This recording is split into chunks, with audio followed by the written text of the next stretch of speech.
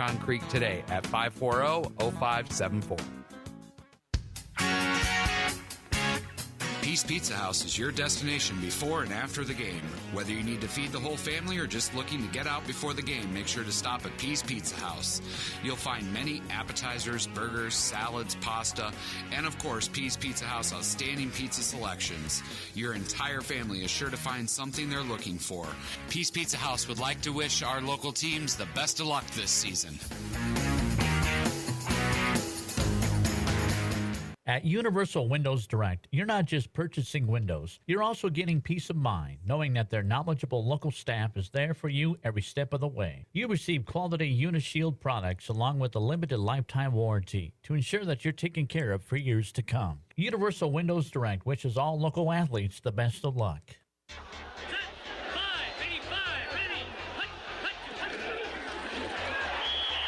It's now time for high school football on 1410 AM, 96.9 FM, KLEM. Hazel drops back to throw, has some time, throws deep over the right seam, two receivers there, and Bo Wadley ends up hauling it in and falling into the end zone for a Bulldog touchdown. High school football. She gives it to Isaiah Favors, and that play gets brought down for a loss. It's Alex Allen on the stop. Great play in the backfield. With all the action, here's KLEM Sports Director Daniel Versteeg.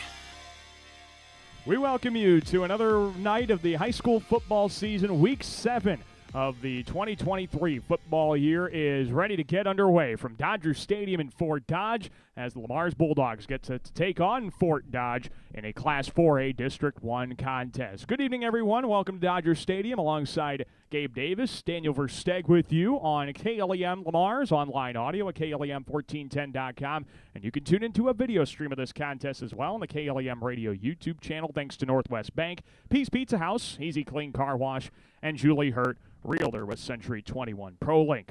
The Dodgers of Fort Dodge are 3-3, 1-1 in Class 4A District 1. They are currently outside of the playoffs in both categories looking in.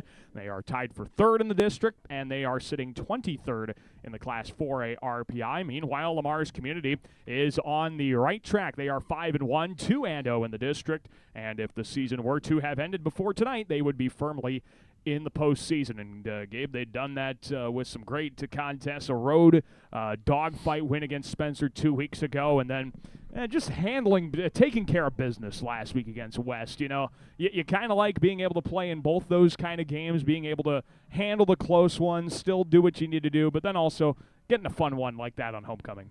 Oh, absolutely. And this is the first week in about a month. We're going to start at 7 o'clock, too. Right. You know, we've had a couple weather delays. We've had a whole lot of stuff going on. So, yeah, it was nice to take care of business last week. It was a total domination for those that made it out, stayed out, however you want to look at it. And they did what they needed to do. It was great to get that one because you never know how homecoming's going to go, especially coaches are always wondering how that's going to go. It was great. And now it's time for a tough battle here against Fort Dodge. Yeah, 6 o'clock, 8:30, the two previous start times. And, now we can finally split the difference and get things going at 7 o'clock. This is a Dodger team that has, kind of been an interesting opponent for the Bulldogs the last couple of years. Last year came down here, picked up a win, and that was able to propel the Bulldogs into the playoffs. And now this year, this could really set Lamar's up for a lot of success. Of course, it'd be their third win in the district. That doesn't guarantee you a postseason spot, but makes things a lot easier the last couple of weeks. And, like Coach Vigdahl is going to talk about in our pregame,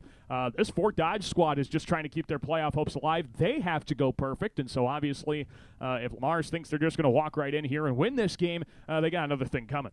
Yes, and they are as explosive as it gets. They're going to have a running back we're going to talk about tonight. You're going to be able to see on the live stream that he's special. He's a good athlete. He's a wrestler. He's a great football player. He plays a lot of different positions, even though he's only playing a couple positions. Right. They move him around quite a bit. So we'll see a lot of different things tonight. They are going to be fighting for their playoff lives, and Lamar's fortunately isn't in that position. Yep. But if this one slips, then you become in that position next week. That's the last thing they want to do. It'll be the last home game next week. Of course, we'll worry about that. Hopefully about 9:30 tonight after a nice win. But, you'd love to go on the road, get one in a nice football weather. Yeah. Last couple of weeks have been different. It's a little bit brisk. It's a nice little area down here. The sun went down, so we'll be able to see the field. Finally. And they'll be ready to go tonight. I'm excited to see how they come out because there's some challenges over there on the Fort Dodge side. There are, yeah. And you mentioned the main one, and the one we're going to talk with Coach Vigdahl a bunch about, Drayshawn Ross. Like you mentioned, he's a beast. I mean, like you said, he can play running back, he can play linebacker, but then he can also probably stick his hand on the ground, and he can pass rush, and then he can bring him back into coverage, and he's got the length enough to be able to, disrupt passes. This is a guy who was a state champion as a freshman last year in wrestling. He's 6'4", 215 as a sophomore.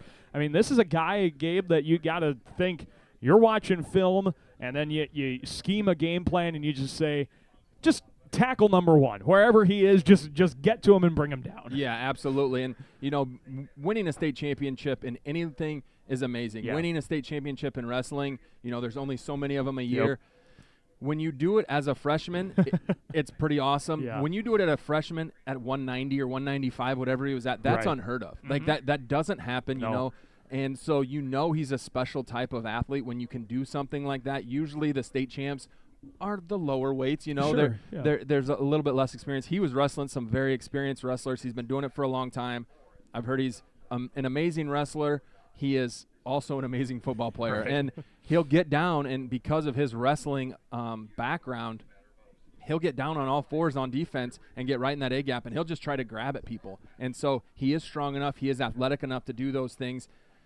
As a running back, he's explosive in the open field. Bulldogs are going to have to try to keep him boxed in and then rally tackle because, like you said, he's 215. I mean, he's not a small guy, 6'4", 215.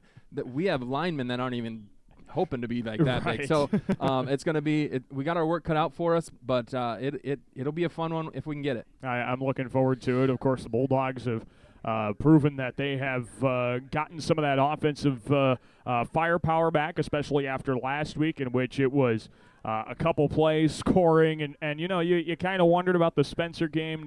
Was that weather impacted? Was it anything impacted? It was nice to see the Bulldogs just kind of have that offensive success like we know they can, because let's face it, Spencer was kind of down. MOC was a little bit down. They had a couple of weeks in which maybe the offense wasn't clicking on all cylinders. Yeah, and last week they were, and it wasn't necessarily. I mean, obviously, it's always by design, right? But some of the plays weren't necessarily by design. I mean, the first touchdown was Giovanni picking it up and off the ground, off a not a great snap by Evan. He has a bunch of great ones, but that one wasn't his best, and goes the distance for like 60 yards. So you're going to have those plays. We did a great job defensively last week, aside from late in the game, giving up a long one. But other than that, defense has been really, really good all year. Boyd and Hall Rock Valley aside with some goofy stuff and a big number there. But other than that, we've been really, really good all year defensively, and offensively hopefully came out of a shell. I know that they're going to play a lot of cover one, which is going to be man.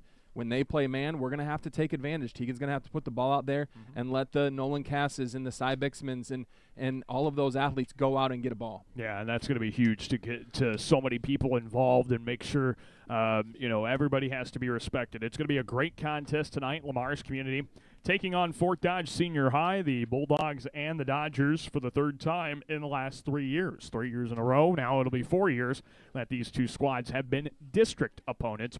And we'll bring you the contest right here on KLEM. Before we do, we'll take a quick break, and when we come back, Ken Vigdahl, head coach of Lamar's Community Football, joins us for our weekly or bi-weekly pregame chat. That's coming up in just a couple of minutes from Dodger Stadium in Fort Dodge. You're listening to Bulldog Football on KLEM. At Arnold Motor Supply in Lamar's, they understand service really does make the difference. They'll take the extra step to help you find the right part. The first time, every time. At Arnold Motor Supply, service really is the difference. We're proud to be Arnold Motor Supply. Deposit rates are on the rise, and Northwest Bank is offering great CD rates so you can earn more interest on your money. Whether you're saving for a special event or building your nest egg, your money will grow with us. Choose from a variety of CD terms and competitive rates. Plus, get rewarded for having your qualified checking account at Northwest Bank. Find out more online at nw.bank/best rates. Northwest Bank, member FDIC. MRK Insurance knows that teamwork is dream work. At MRK Insurance, you get a great partner for all of your insurance needs. Visit them today on Central Avenue in Lamar's for a no-obligation quote for all of your insurance needs. That's MRK Insurance in Lamar's. State Farm agent Michael Crank is a proud supporter of local athletics.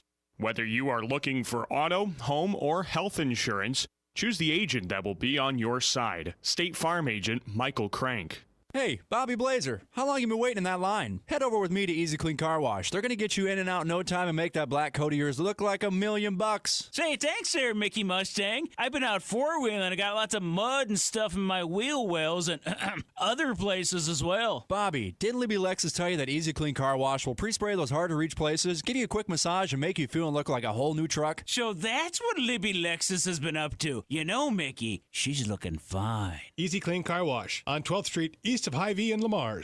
Timmons Construction believes leadership, teamwork, communication, training, planning, attention to detail, dedication, and work ethic make athletic teams successful. Timmons Construction also realizes those same qualities are the necessary ingredients for a successful business. Timmons Construction is proud to sponsor this sports broadcast. This is Alex Owen, and you are listening to Bulldog Football on KLEM.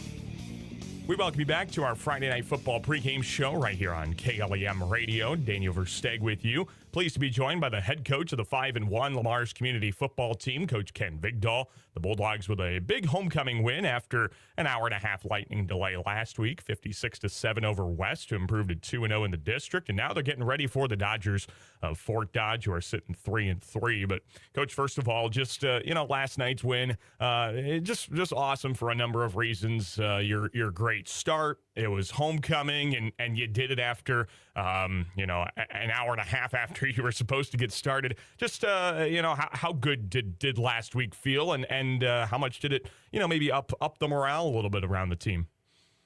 I know it was homecoming and everything, but, for us and our kids, I thought one of the greatest things we did was, you're exactly right, there was an hour and a half delay. Mm-hmm. What was going to happen in that hour and a half, and where we come out, flat? Would we come out excited? Would we come out, whatever and however we would come out? And so what I thought our kids did an excellent job of last week was, when we delayed it, you're talking 5 minutes from the start. You know what I mean? So you're at that point where you're excited, you're ready to go, and then all of a sudden the lightning hits, and now you back off and have to do it again. So I thought our kids did a great job of handling that whole situation and waiting for the lightning storm basically to pass.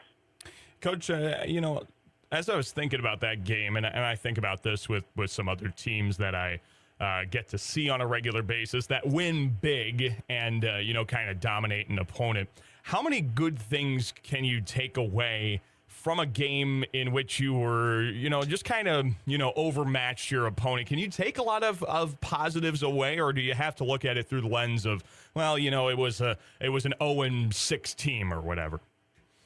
No, we still focus on us. You still expected to take your correct steps. You were able to, make sure you're taking the right read and all those things, missed tackles or no missed tackles or your gap on defense. So, even though we played a team that, is 0-6, you still have to look at yourself and say, okay, what are we doing right? What do we need to correct?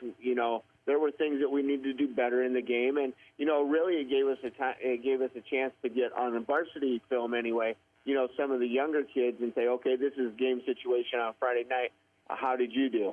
Well, and I guess, like you said, you got everybody in. You got everybody that suited up was able to play for you. And Coach, just, I guess looking at it from a 5,000 feet perspective, how beneficial are those plays in a varsity game for guys who, could be the heart and soul of your program here next year or 2 or 3 years down the line?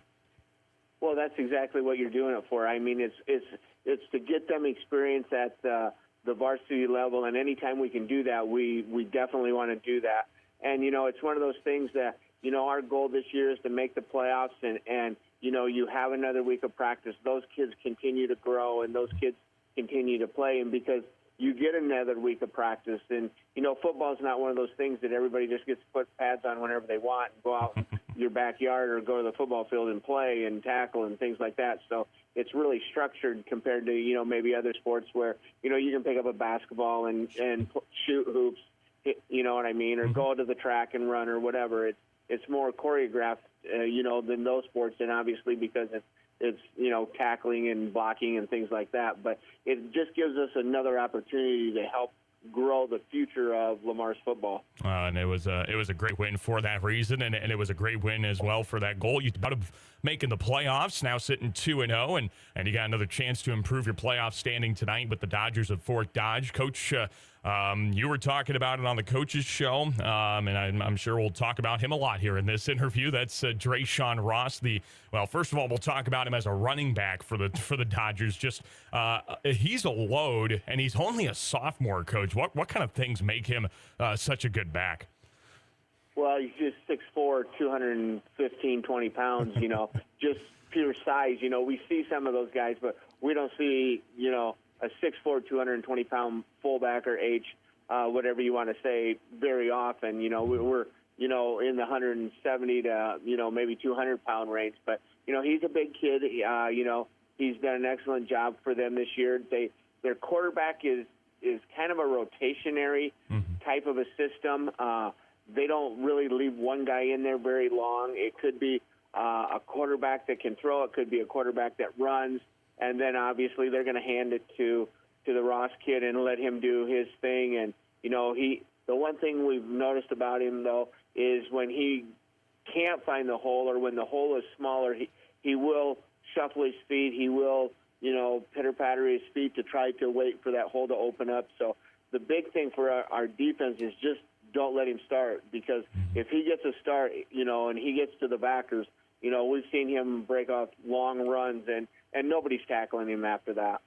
Coach, when you talk about a runner that's looking for the hole and then it doesn't develop, whose responsibility then is it to, number one, plug that gap just to be kind of a body in the way, and number two, whose responsibility is it to try and fight their way through that so that he doesn't let the gap develop and he can bring him down in the backfield? Well, it's a little bit like Spencer.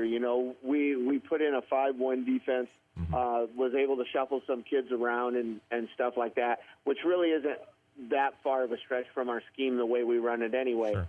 But it's, every defense is a gap-controlled defense. So, if your D tackles are taking the A gaps, that's their responsibilities, linebackers in the B gaps and the C gaps, so forth. So, the big thing is you just take care of your gap. Sure. Now, if he runs into your gap, it's your responsibility to tackle him. And, my advice to our kids all week was you're not going to want to tackle him up high. You want to tackle him low. You know what I mean? Yep. Obviously, his size, he's going to be a load to bring down. I was going to say, does it have to start waist down, or are we talking like knee down, ankle tackles? Well, either way is fine with us, because I'm going to tell you what, if you tackle him up high, he's going to carry you for another 3, 4, 5 yards until we get a chance to bring him down. Wow, he's going to be interesting to watch. I'm looking forward to seeing how you guys deal with him and bring him down. And, Coach, you mentioned something earlier about their quarterback position, how they might rotate things. What kind of things have you seen in film that might give you kind of an idea of which quarterback you're going to see, what his game plan might be? How can you try and figure that aspect out of their offense? Well, I just think that they've got a quarterback who they will throw, but the last 3 or 4 games they've sort of figured out that, we're gonna take the direct snap, or we're gonna snap the ball to a quarterback, and he's gonna hand it to the Ross kid. He's gonna get 25, 30 carries tonight. So that's a big part of their game, and that's what they're gonna do. And then you got to figure another 10% of that, or another maybe 20% of that they'll throw. They like to throw relatively intermediate to short routes. I would say that both of their quarterbacks can do that. One is probably more accurate than the other one. But as far as it goes, and then they'll put a 24 in the backfield too. And so then he's kind of a scat running back, not as powerful, but he's quicker, I would say, to the hole, and he has a little more lateral movement. But then they'll put him and the Ross kid in the backfield together, and so now you got 2 backs, and one of them is going to get the direct snap. So it's quite interesting that what they're doing is trying to use their athletes the best way humanly possible for them to be able to move the ball and score touchdowns. Yeah, because I remember last year it was all talking about the Carver kid, and then he had that Jondal on the outside, and so they can definitely adapt their offense quickly and surround their guys with the scheme needed. That's a bit about the offense for Fort Dodge. Again, we're talking with Ken Vigdahl, head coach of Lamar's Community Football. How about that defense, coach? I know we're going to be talking about that Ross kid again at the middle linebacker spot for them, but what do they surround him with? What kind of things do they do that you got to watch out for on defense? They're a 3-3 stack or a 3-4, depending on really the formation that we put out there. And so, with the 3 front, you'll see numbers like 0, 20 as D tackles.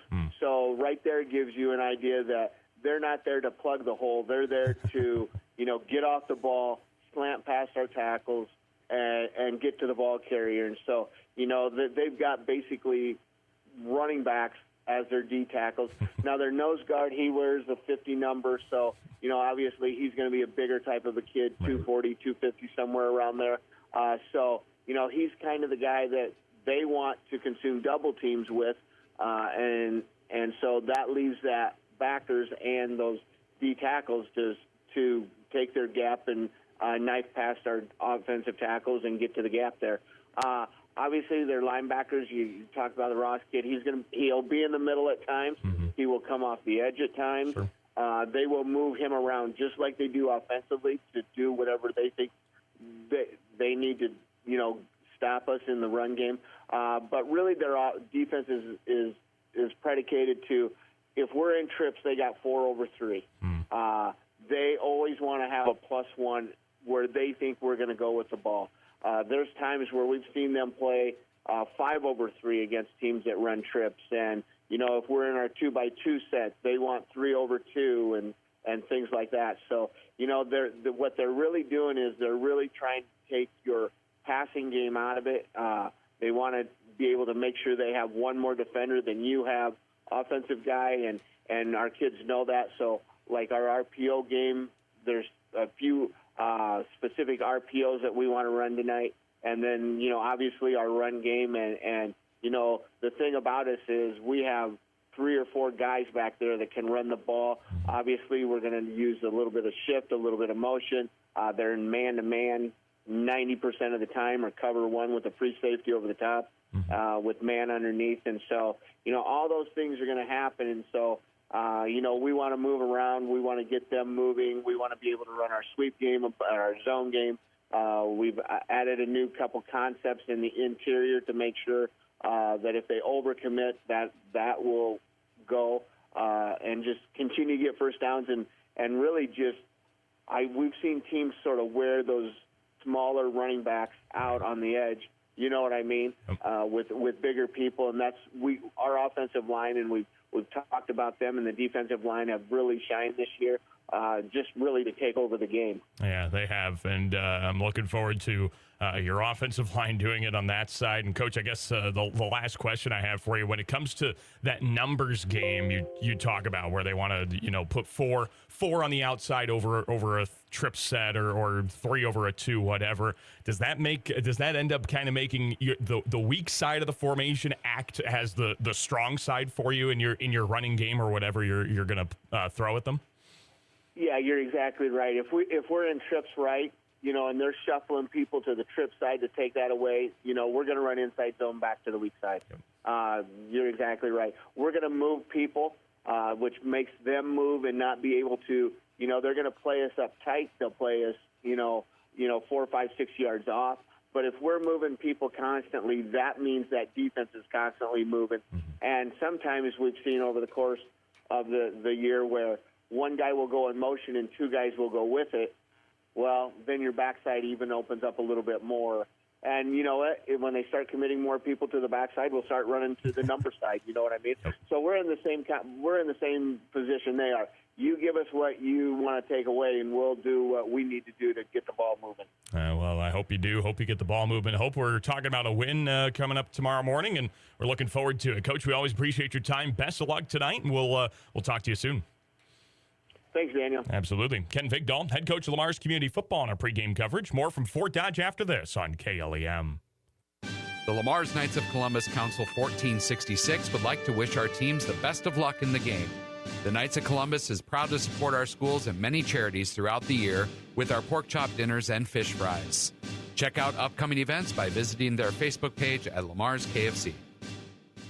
A home is a safe place to be, a roof over your head, and 4 walls to keep out the heat and cold. It's a child's laughter, a mother's song, and a father's strength. It's where we go for comfort and to share joy. It's your first school and your first church. It's where memories are shared. Hi, this is Julie Hurt, your Century 21 ProLink real estate agent. Whatever a home means to you, I am here to help you find the home you are looking for. Call 540-7757 and let me, Julie Hurt, help you make a house your new home. Perspective Insurance. Better together. Whatever your insurance needs, call Perspective Insurance in Lamar's today at 546-7821 and make sure you are properly covered. Perspective Insurance in Lamar's, a new way to view insurance. For all your construction needs, trust the Wilchin Brothers. They're a Better Business Bureau accredited business and will be there every step of the way to get your project done right. Call 546-4135 for Wilchin Brothers Incorporated.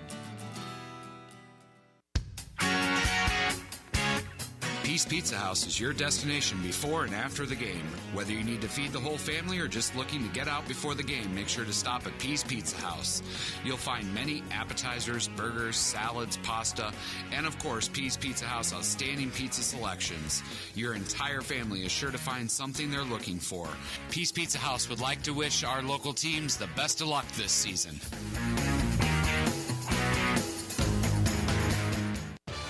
Connected Electric South is your electrical headquarters for residential, commercial, and agriculture. Call for a free quote today at 546-5062.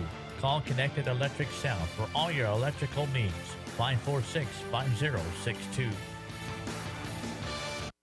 This is Drew Gallus, and you are listening to Bulldog Football on KLEM. And we welcome you back to Fort Dodge and Dodgers Stadium for a Week 7 contest in Class 4A District 1. It is the Lamar's Community Bulldogs taking on the Dodgers from Fort Dodge. Alongside Gabe Davis, Daniel Versteg with you here on 1410 AM and 96.9 FM. It's KLEM Lamar's online audio is found on our website as well at KLEM1410.com. Also, the video stream will be on the KLEM Radio YouTube channel. You can find that with links on our website, on our Twitter, Facebook page, or just by searching KLEM Radio on YouTube. Lamar's Community won the toss. They elected to defer their choice to the second half. We're going to see that Fort Dodge offense, and, I guess, Gabe, we did spend a lot of the pregame talking about Drayshawn Ross as kind of the guy that makes them go offensively, and we talked with Ken Vigdahl a lot about that during the pregame, but now we're kind of wondering, are we going to see him? We didn't see him a whole lot in warm-ups there while we were waiting for kickoff, so could be kind of a big question mark what we could see from the Dodgers offensively. Yeah, we'll see what they come out with. Bottom line is, and coach speak, this will be my first coach speak of the right. night, but doesn't matter who they put out there, you got to tackle them. You're right. All right, and you got to block them. And so whoever they throw out there, we're going to have to tackle. We're going to have to block. If it's him, obviously it's a steeper hill. If it's not, it's probably somebody that wants to play more. Sure. And so they're going to be playing very, very hard. So it's going to be our responsibility. You can't get amped up just by the opponent you're playing. Well, that backup running back, Noah Daniel, has seen enough of his fair share on the football field. So, we'll see what we will see from the Fort Dodge offense and who decides to come out there in the backfield. But bottom line, again, the Bulldogs would love to have a quick 3-and-out to start the night and see if they can pick up win number 3 in the district. The 5-1 Bulldogs currently ranked number 11 in the ratings percentage index rankings that came out on Monday from the Iowa High School Athletic Association. Fort Dodge is currently tied for 3rd in the district at 1-1. They are 23rd in the RPI rankings. Giovanni Cabongo has the football teed up at his own 40-yard line, and Fort Dodge sends a couple of return men back. Ty Adams, Tytrell Mosley back deep to return for Fort Dodge. Here we go. Week 7 of the football season underway as Giovanni Kabongo sends the high right-footed end-over-end kick, and it is muffed to the 1-yard line. Mosley picks it up. He tries to run out to the 5, and he doesn't get back to the 10-yard line. He stopped at about the 9-yard line. The muff works for the Bulldogs, and Fort Dodge will have horrendous field position to start the night. And that's a big deal. You know, a lot of teams would just let that bounce in there because Giovanni kicks it deep, get it out at the 20. He tried to field it. The ball did not cross the line. When it doesn't cross the line, it wasn't a touchback. Right. So he had to run it out. He was a little bit shocked, but now the offense takes over 10-yard line. A huge opportunity for the Bulldog defense to come out here and make a big stand out there. Let's see who the quarterback is Ross as well. It's, no Drayshawn Ross in the backfield. Looks like Royce Peterson's going to get the nod at quarterback, and he fumbles the snap. He has to fall on it at the 5-yard line, maybe the 6. Royce Peterson didn't handle the shotgun snap. He loses 4 to bring up 2nd and 14. Well, that's a good way to start. I don't know what the ball is. They're having an issue with just catching the ball right now. So they lose 4 or 5 yards there. They don't have their number 1 back in the backfield. They might be a little shocked to start the night. So it's 2nd down and 14 right away for the Dodgers from their own 6-yard line. 2 receivers right, tight end left side of the formation, and the pistol is Peterson. He turns left, and he gives it to a different back in the backfield. And picking up a few yards is Jamarius Gibbs-Green to the 10-yard line. A gain of 6 will bring up 3rd and 10. Yeah, a nice run for them getting back those 5, but unfortunately now you're still sitting at 3rd and 10, although the scoreboard doesn't quite read that, but we'll just make sure we watch these guys down here on the side. There we go. Now it's updated. So it'll be 3rd and 10, and this is where you want, because it's going to be a tough night to kick. First night that it's cold. It's going to be a tough night to maybe pass the ball for a team that doesn't pass a whole lot. Bulldogs in great shape. And maybe we're already seeing it's going to be a tough night to handle the football, too. It's a little harder. It's going to be tougher with the cold weather. So 3rd and 10. 2 receivers either side of the formation, and dropping back to throw is the lefty Peterson. Slings it over the middle. It's deflected and picked off. It's Teagan Bogue, left sideline, 15-10 to the 5, to the goal line. He is he in? He's down at the 1. Oh, Teagan Bogue returns the interception down to the 1-yard line, and the Bulldogs will have 1st and goal. That's great to see out of the young kid. He was reaching with everything he had to try to get there. He wanted that 6 so bad, but it looks like it's going to be somebody on the offensive side. I'm guaranteeing that's not going to be Teagan. Probably a run up the middle here and just overpower them right away. This is a great start, much like last week, starting quick for the Bulldogs. Yeah, you start with terrible offensive field position for your opponent, and then you pick them off as well. Teagan Kazel lining up in the gun with 2 men in the backfield. He motions Cole Carpenter out of there. The give to Jude Doherty goes up the middle, and he's into the end zone for a Bulldog touchdown. Right away, the Dogs score. They take advantage of an interception return to the 1, and Jude Doherty punches in his 5th touchdown run of the season, and the Bulldogs lead 6-0 with less than a minute and a half gone in the contest. Well, the offensive stats are going to be real great if we're just running 1-yard touchdowns all night, but the final score is going to be wonderful. So it's a great start for the defense, great start for the offense, and the guys in white are taking control early. Point after try by Giovanni Kabongo is a missile straight through the uprights and good. And before the Dodgers can even know what punched them, Lamar's Community leads Fort Dodge by a score of 7-0. We'll take a break, and that Bulldog defense, who's already forced a turnover, will come back onto the field when we come back to Fort Dodge on KLEM Radio. Score big with the Sitzman Real Estate Team. Hometown realtors Shane, Peggy, Lance, and Patty are cheering the Lamar's Bulldogs and Galen Jays on to a victory. Buying or selling, call the Sitzman Real Estate Team today at 546-7881. At Old Glory Roofing, they believe in the principles of hard work, integrity, and commitment. Whether you need help with roof repairs or replacements, Old Glory Roofing will provide you with the best service out there. Call them today at 712-305-8839. South Greenview Estates is a peaceful living space located across from Willow Creek Golf Course in Lamar's. Check out their 55-plus apartments. For a private showing, call 548-7424. For more details, check out their Facebook page, South Greenview Estates in Lamar's. This is Mitchell Bartman, and you're listening to Bulldog Football on KLEM. We welcome you back to Fort Dodge alongside Gabe Davis. Daniel Versteg with you once again. The Dodgers do not get a great kick return. Ty Adams can only get back to the 15-yard line, and that will set up Fort Dodge once again inside their own red zone. They're going to have 1st and 10 from their own 15.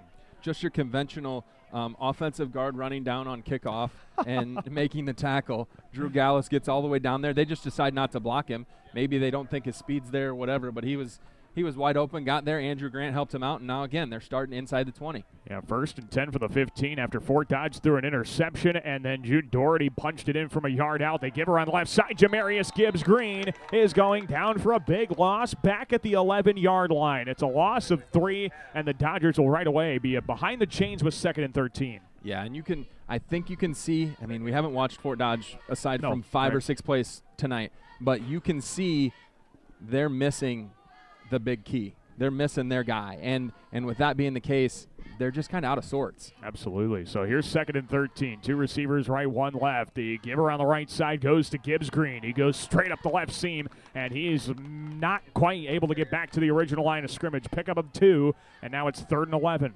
And for a team that does not want to pass a whole lot, right, to put them in predictable passing downs is very, very tough on them.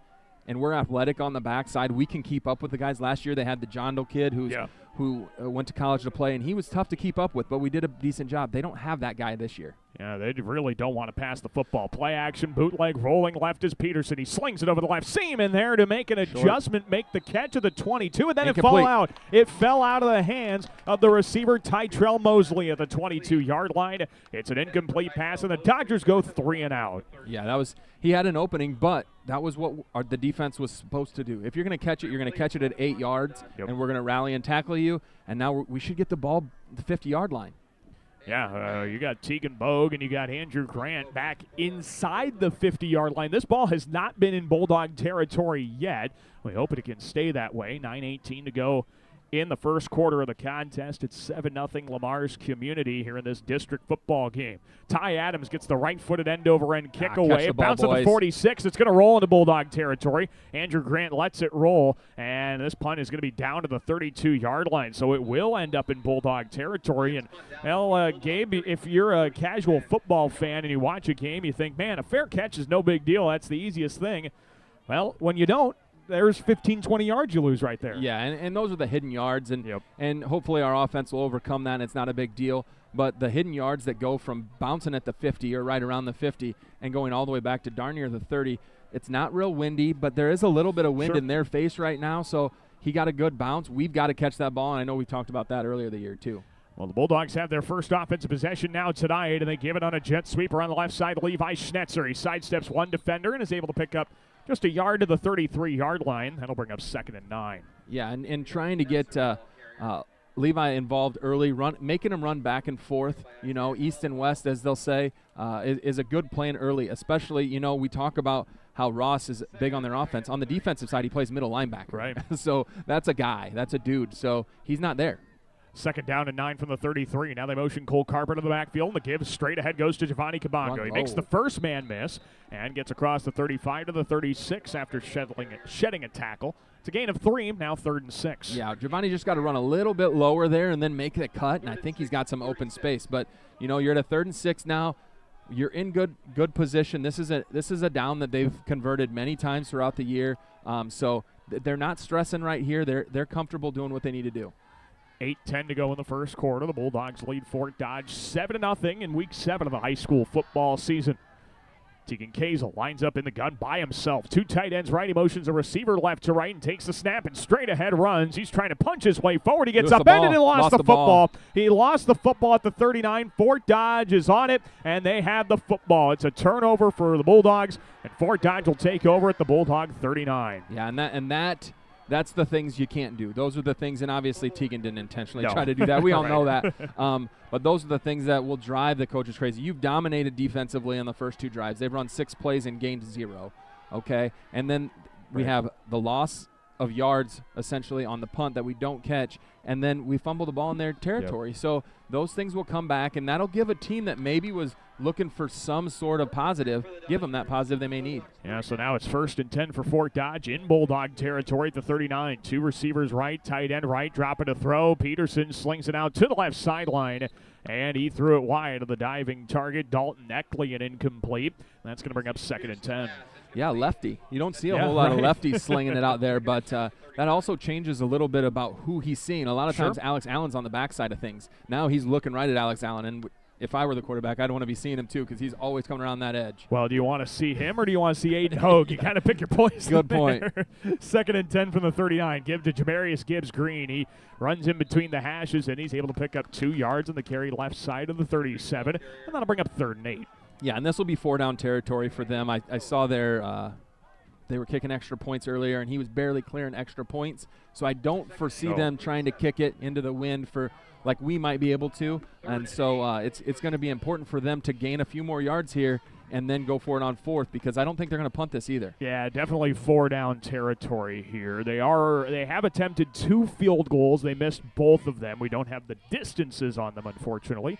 But here's 3rd down and 8 from the Bulldog 37. 3 receivers stacked to the left side. They throw a screen pass there. It bounced. It bounced, and it is trapped and ruled incomplete. Looking for, I believe that was Jamarius Gibbs-Green, the running back over there. No, Tytrell Mosley, the target, but he couldn't find him. 4th down and 8 upcoming. And everything I said about not kicking it in 4-down territory looks to be, I don't know what they're doing. They're going to have some tricks up their sleeve. Looks like they are going to line up to punt this, which kind of surprises me. Ty Adams is normally their punter. Royce Peterson, the quarterback, is going back there to punt. I believe that is Ty Adams. Okay, Peterson is the up back. It's 4th down and 8. They snap it to Adams, and he shanked it off the left side of his foot. This is going to give the Bulldogs some great field position.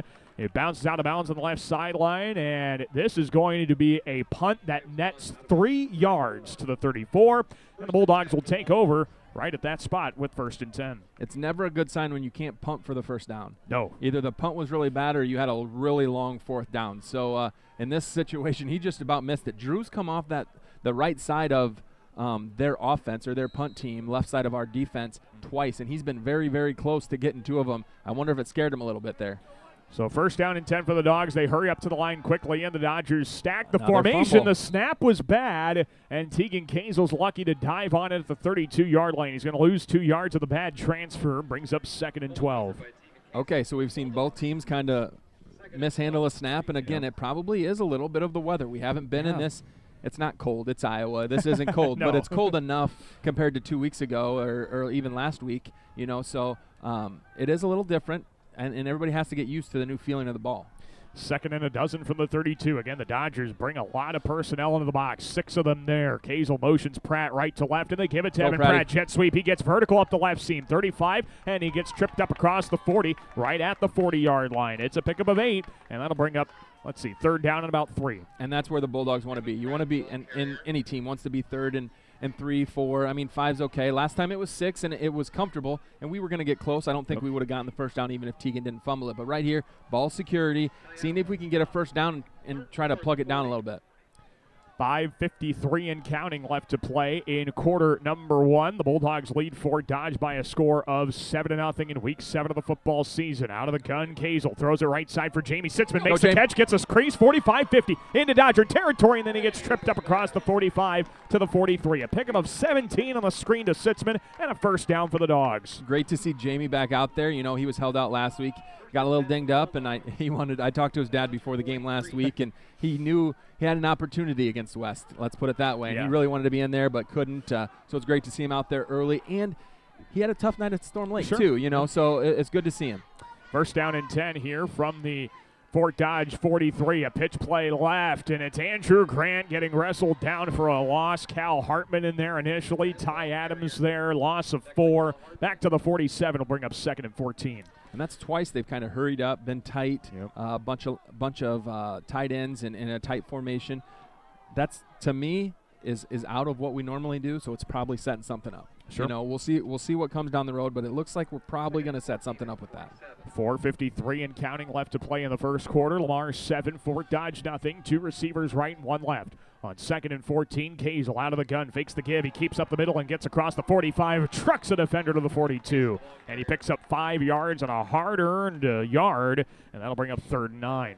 And that gets us into the – and now Lamar's is in the will they go for it on 4th down type of situation. Yeah, we could punt it down there. Tyson's been great all year. I don't think we're close enough, even if we get 7 or 8, that we're going to kick this field goal. Yeah. So you're probably in 4-down territory, and Coach is going to call it that way. Yeah, even if you get right up against the marker, which would then influence your fourth down decision, you'd still be kicking a 50-yarder. So it's, I'd have to imagine we're in four-down territory. But we were wrong before. Let's see if we're right this time. 3rd and 9. Handoff, right side. Jude Doherty cuts off tackle. Gets up the middle of the field, 40, 35, 30, and he's down inside the 30 to the 28. Luckily, we don't have to find out. Jude Doherty picks up 13 yards and a Bulldog first down. I love it when those guys get those shoulders square and get downhill. I mean, we're pulling one way and we're running back other ways. It makes it tough on the defense. If you read keys like you're supposed to, it makes it really, really tough. So that was good to see. So the Bulldogs down to the Fort Dodge 29. This is a nice drive, couple of first downs in it, and some good plays that keep the offense on the field. 1st and 10 from the Fort Dodge 29-yard line, 7-0 Bulldogs. 2 receivers right, 2 receivers left side of Kazel in the gun. Jordy off his left hip. The screen pass goes right side. It's caught by Nolan Cass. He gets outside the numbers, 25, and he's tackled short of the red zone of the 22-yard line. It's a pickup of 7 for Nolan Cass. It'll be 2nd and 3. Yep, good, and that's as good as a run. It is a longer pass. It doesn't look real tough, though. That's one that these two have thrown at practice and outside of practice time many times. That should be an easy one for us to complete. That's just playing catch. Yeah, I mean, absolutely. Distance-wise, that's the same thing. 2nd and 3, 2 receivers right, 1 left. Kazel in the shotgun, ball on the right hash. He takes a snap, keeps around the right side, and turns up the numbers to the 20 and gets tripped up in the second level at the 17-yard line. It's a pickup of 5 and a first down for the Bulldogs into the red zone. Yeah, he's one guy away. Jude was one guy away. We're going to spring some pretty big ones here before too long. Yeah, you just got to give them the opportunity to keep getting the ball in our playmakers' hands, and the Bulldogs can hopefully cash in for some points. 1st and 10. From the Fort Dodge 17. Kazel out of the gun. 2 receivers on either side. He takes a snap and gives. It's Doherty who gets tackled for a loss. Back to the 19-yard line. It's a loss of 2 to set up 2nd and 12. Yeah, you never want to point anyone out, but Drew Gallus just stood there and he was kind of like, uh-oh, I missed that one. You know, and we could all see the 51, and he's going to go get a lot of good blocks tonight, but that one wasn't his best. Well, hopefully he's got another chance to turn that around. 2nd and 12 for the 19. 2 receivers either side. Kazel to give. Right side, Doherty gets up the seam. 15, breaks a tackle. Finish. 10, drags a defender to the 5, and he's got a first down. A pickup of 13 for Doherty. It'll be 1st and goal. Yeah, just a nice, strong run, and we're really dominating right at the point of attack, doing a great job of just taking care of business and pushing the guys around. And they want to go quickly. 1st and goal from the 6. Kazel gives. Doherty nowhere to go. They hit him low and drive him back for a loss of a yard at the 7. No gain, loss of a yard. It'll be 2nd and goal. And their defense is built this way. They're going to have some plays where they guess right. And there they guessed right. They were blitzing and bringing a bunch of people on our right side. They guessed right. The previous play they guessed wrong. Right. You know, so that's why we're going to get some big plays here, and it won't be too long before we get our 2nd touchdown. Minute 13 to go in quarter number 1. 7-0 Bulldogs trying to make it a 2-score game. 2nd and goal from the 7. Kazel with the quarterback keep right up the seam to the 5. He gets tackled to the goal line. He's into the end zone. Yep, touchdown Bulldogs. Nice. Tegan Kazel with a 7-yard score. And that's a pretty good birthday present for his pops. And the Bulldogs go up 13-0 with just a little over a minute to go in the first. Yeah, I think that's what Tegan was thinking was going to happen out here on his fumble, because he just ran straight ahead. On his fumble, there was a little bit more pressure. Right there, it was wide open for Tegan, right up the middle. Lead block by Jude, and who else was that? Drew Gallus coming in. Drew didn't even have anybody to block on that. Giovanni Kabongo drills the point after through the uprights and good. And your score with 1:03 left in the first quarter. It is Lamar's 14, Fort Dodge nothing. Take a break and we'll come back. More Bulldog football coming your way from Dodger Stadium here on KLEM Lamar's. Grow your money risk-free. Open a certificate of deposit from Northwest Bank. We give you options and competitive rates to earn more interest and meet your investment goals. Our liquid CD gives you the flexibility to withdraw funds before maturity without penalty, so you don't need to worry about access to your money. Limitations apply. Check out all of our CD specials online at nw.bank/best rates for more details. Northwest Bank, member FDIC. Remember Stockton Towing, your AAA trained and certified operators for Iowa, Nebraska, and South Dakota. No matter when or where, call 402-508-5500. Stockton Towing, your roadside lifeguard and proud sponsor of high school sports. This is Andrew Fafita, and you are listening to Bulldog Football on KLEM. We welcome you back here to the Dodger Stadium, home of the Fort Dodge Dodgers, alongside Gabe Davis. Daniel Versteg with you. That's now home of the Bulldogs right now. 3 to go in the first quarter. Lamar's leads Fort Dodge 14-0 after the 7-yard touchdown run by Tegan Kazel. Tytrell Mosley takes the kick return, and now he's going to keep her on the right side. He faked the handoff to Ty Adams, goes up the right numbers, and is brought down to the 16-yard line. They tried some trickery on the kick return, and it didn't work. The Dodgers will again start inside their own red zone.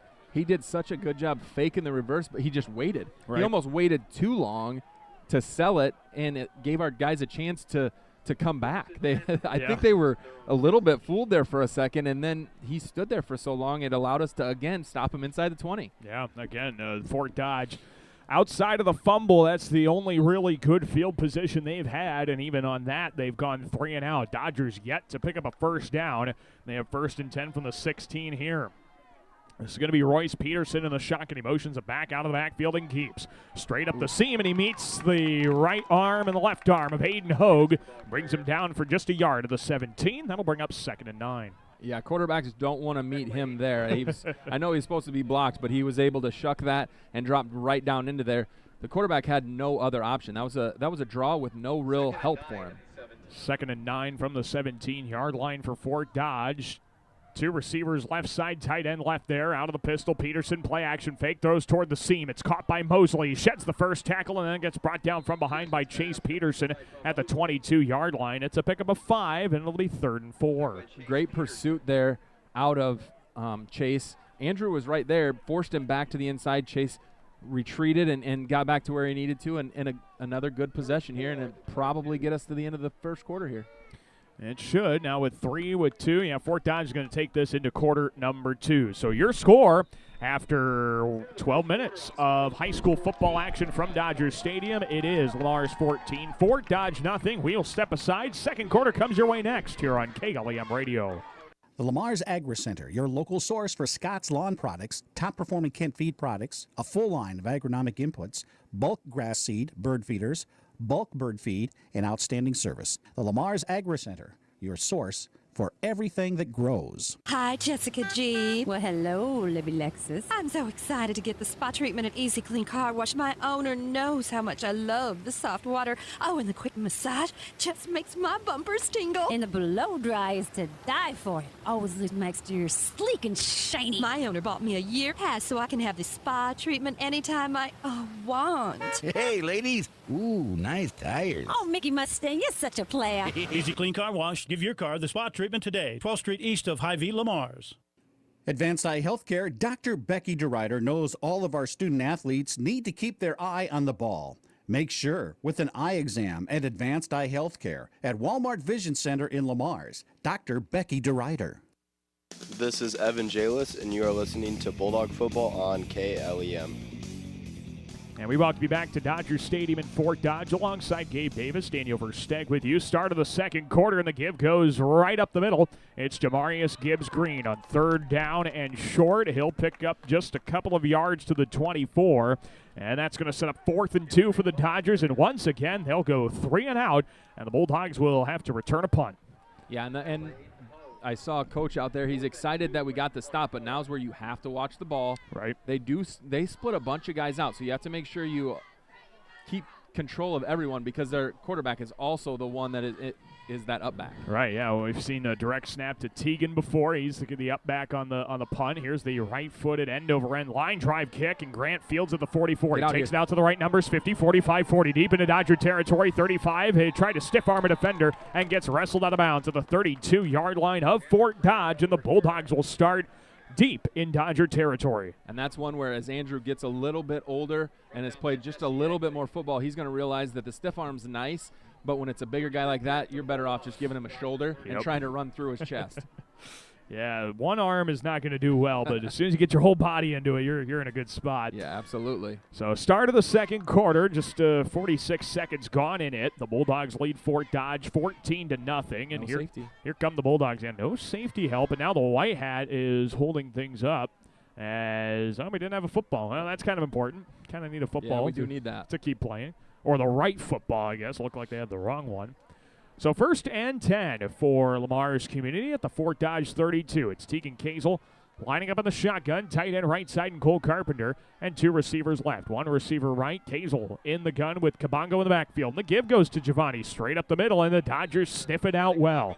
No gain there for Kabongo. He might have even lost a yard. That'll bring up 2nd and 11. Yeah, that was pressure right off the edge, and they just had more guys than we could block right at that time. But like we just talked about, there's no safety back there, and I'm not sure that we have the guys that you're just going to throw fades to all night, but I'm pretty sure we're probably going to have to take advantage of that a time or two if they have nobody back there. Well, the nice thing is, too, even if you don't have the guys who can maybe run those fades, you got a guy who can throw the fades for sure in Tegan Kazel. 2nd and 11. 3 receivers after the motion man. Low snap. Kazel picks it up. He's got some time. Now he's rolling into pressure. He's flushed out of the pocket to his right. He throws up the sideline, and it's incomplete. Throwing it away, Tegan Kazel, and that'll bring up 3rd and 11 for the Dogs. Yeah, and that was we talked about the hidden yards on catching a punt. That's hidden yards. I mean, if he tries to do too much with it, maybe throws it back across his body or something like that, interception, we don't have a 3rd down, even though it's 3rd and 11. Right. We're in a good position here, get 5 or 6, and you weigh whether or not you want to kick it or go for it. Yeah, because a few yards here gets you closer to Giovanni's kind of max range he's been at least called upon in a contest. Of course, his career long in a game is 45. That is also the career record for Lamar's Community Football. 3rd and 11 for the Fort Dodge 33. 3 receivers right. Kabongo motions to his left out of the backfield. Kazel throws a screen out there. Kabongo jukes 1 defender. 30 gets to the 29, and that's where he stopped after a pickup of 4, and it'll be 4th and 7 for the Dogs. Yep, and we'll see what we're going for here. It looks like they tried to talk down here to Coach Van Arlo. I think he's kind of in charge of letting them know the distance that Giovanni is comfortable with, because Giovanni's out there. He can't always tell him, and so Coach Van Arlo said, nope, not going to happen from that distance, so it looks like we're going to go for this. Yeah, this would be a 46-yarder, just too long, I think, for Giovanni. Little breeze and it's cold. Yeah. It's just not really worth it. Not the best kicking conditions. So they're going to go for it. 4th and 7. 2 receivers right, tight end left. Kazel play action with a deep drop out of the shotgun. Middle. He airs it out over the middle for Kabongo, and it got batted away at the last second. The safety, Noah Daniel, gets in the way of the pass. It's an incompletion. Turnover on downs for Lamar's, and Fort Dodge will take over. Yeah, and Tegan tried to fit that in on a line, and I think if he throws that up a little bit and lets Giovanni run under it at about the 2-yard line, we're probably celebrating. But you know what? It's all part of. I know he's thrown that to Bo multiple. I think here he threw it to Bo last year actually for a touchdown. So he's thrown that to Bo. Giovanni hasn't run that route. We haven't seen Giovanni on a whole lot of routes this year. So that's him running it. It's Tegan getting used to him. And it's a lot of things going on. Now's a great time up 14-0 to try those things. Yeah, look at you recalling last year's game. Yeah. That's pretty darn good. Not just a hat rack. No, absolutely. 1st and 10 from the 29. Here's the fake give, and Peterson keeps, but he doesn't go anywhere. He's going to get back to the line of scrimmage. That's about it. No gain. 2nd and 10 for the Dodgers. Yeah, there was nothing going there, and they're grasping at straws right now, trying to get something going offensively, and you can just tell how big of a factor Ross was in their offense. And I did get a chance to watch some film, and everything revolved around him. So, which is great when all systems are go, but when they're not, it makes it tough. Unofficially, I've got them for a grand total of 9 offensive yards to this point. Just nothing happening. Play action, bootleg left. Peterson throws back over the middle of the field. He lobs up a duck. It's a jump ball, and Wuching Hosnian got his hands on the ball. Couldn't bring it down, but it's an incomplete pass on the jump ball. It'll be 3rd and 10. That might be my favorite part about Wuching. Most defensive backs would get up and be disappointed, hands on their helmet that they didn't get the interception, and he's locking down, putting the seatbelt on like he just made the greatest play ever. He should have caught that ball, and don't worry, I'm going to tell him about that on Monday. Yeah, he'll definitely hear about that. Would have been his 2nd interception of the year. But, hey, if you're still excited about making a stop, that's all right. Now we got a whistle, and a timeout is called by the Dodgers ahead of a 3rd down and 10. 9 minutes to go in the first half of this contest. 14-0 Bulldogs. We'll take a break and have more Bulldog football coming up on KLEM. Certified Public Accountants Cruz & Cruz extend their support to all the athletes and remind everyone, in the spirit of sports, participation is more important than winning. Cruz & Cruz Accounting, proud to be a sponsor of KLEM Sports. Plymouth Awards and Engraving is a proud sponsor of local athletics. For all of your custom awards and engraving needs, visit Plymouth Awards and Engraving at 130 4th Avenue Northeast in Lamars. You are sure to find that perfect gift for anyone at Plymouth Awards and Engraving.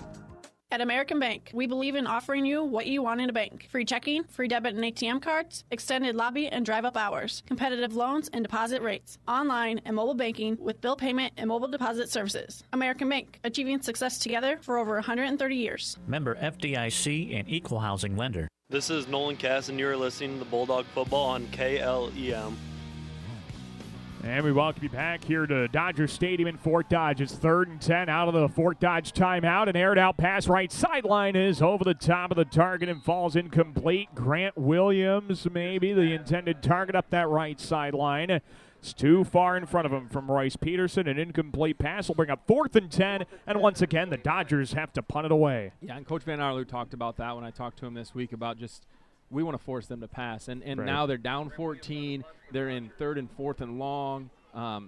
This is where we want them. They're not comfortable there, and they're, like we've said, we beat a dead horse, but they're missing a big piece of their identity. Yeah, well, we're beating the horse that's not on the field right now. Yeah. Trayshawn Ross has been their go-to guy. Here's the wobbling kick, sending Grant back to the 32. He muffed the kick, and Fort Dodge is on it.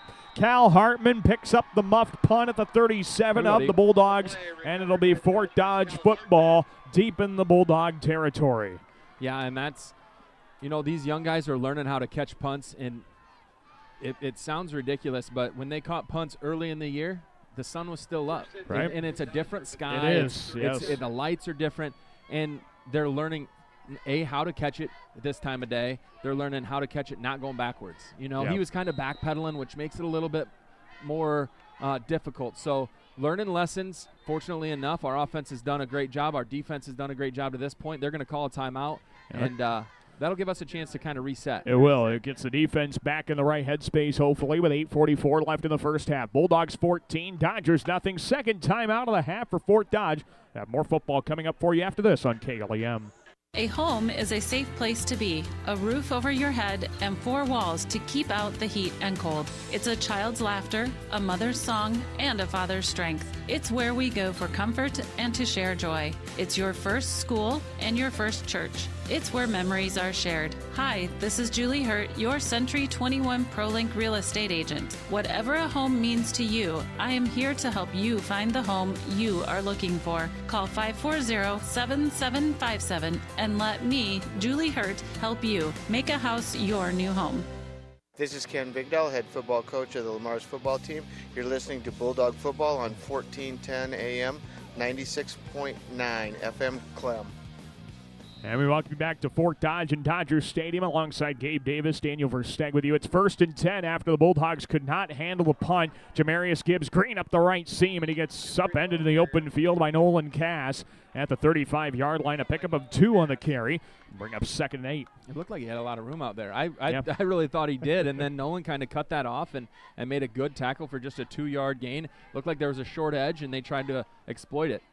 So 2nd down and 8 upcoming. The Dodgers gifted another possession here after the fumbled punt. Here's a handoff right side. Bouncing off tackle. Gibbs Green are up the right numbers. 30, 25, 20, 15, 10. He sheds a trip tackle. He gets tackled into the end zone up the right sideline for a Fort Dodge score. Jamarius Gibbs Green on the touchdown run, his 5th score on the ground this season. And Fort Dodge strikes. It's now 14-6 Lamar's. Yep, and you can't give any team the opportunities that we've given them. 2 fumbles, it just can't happen.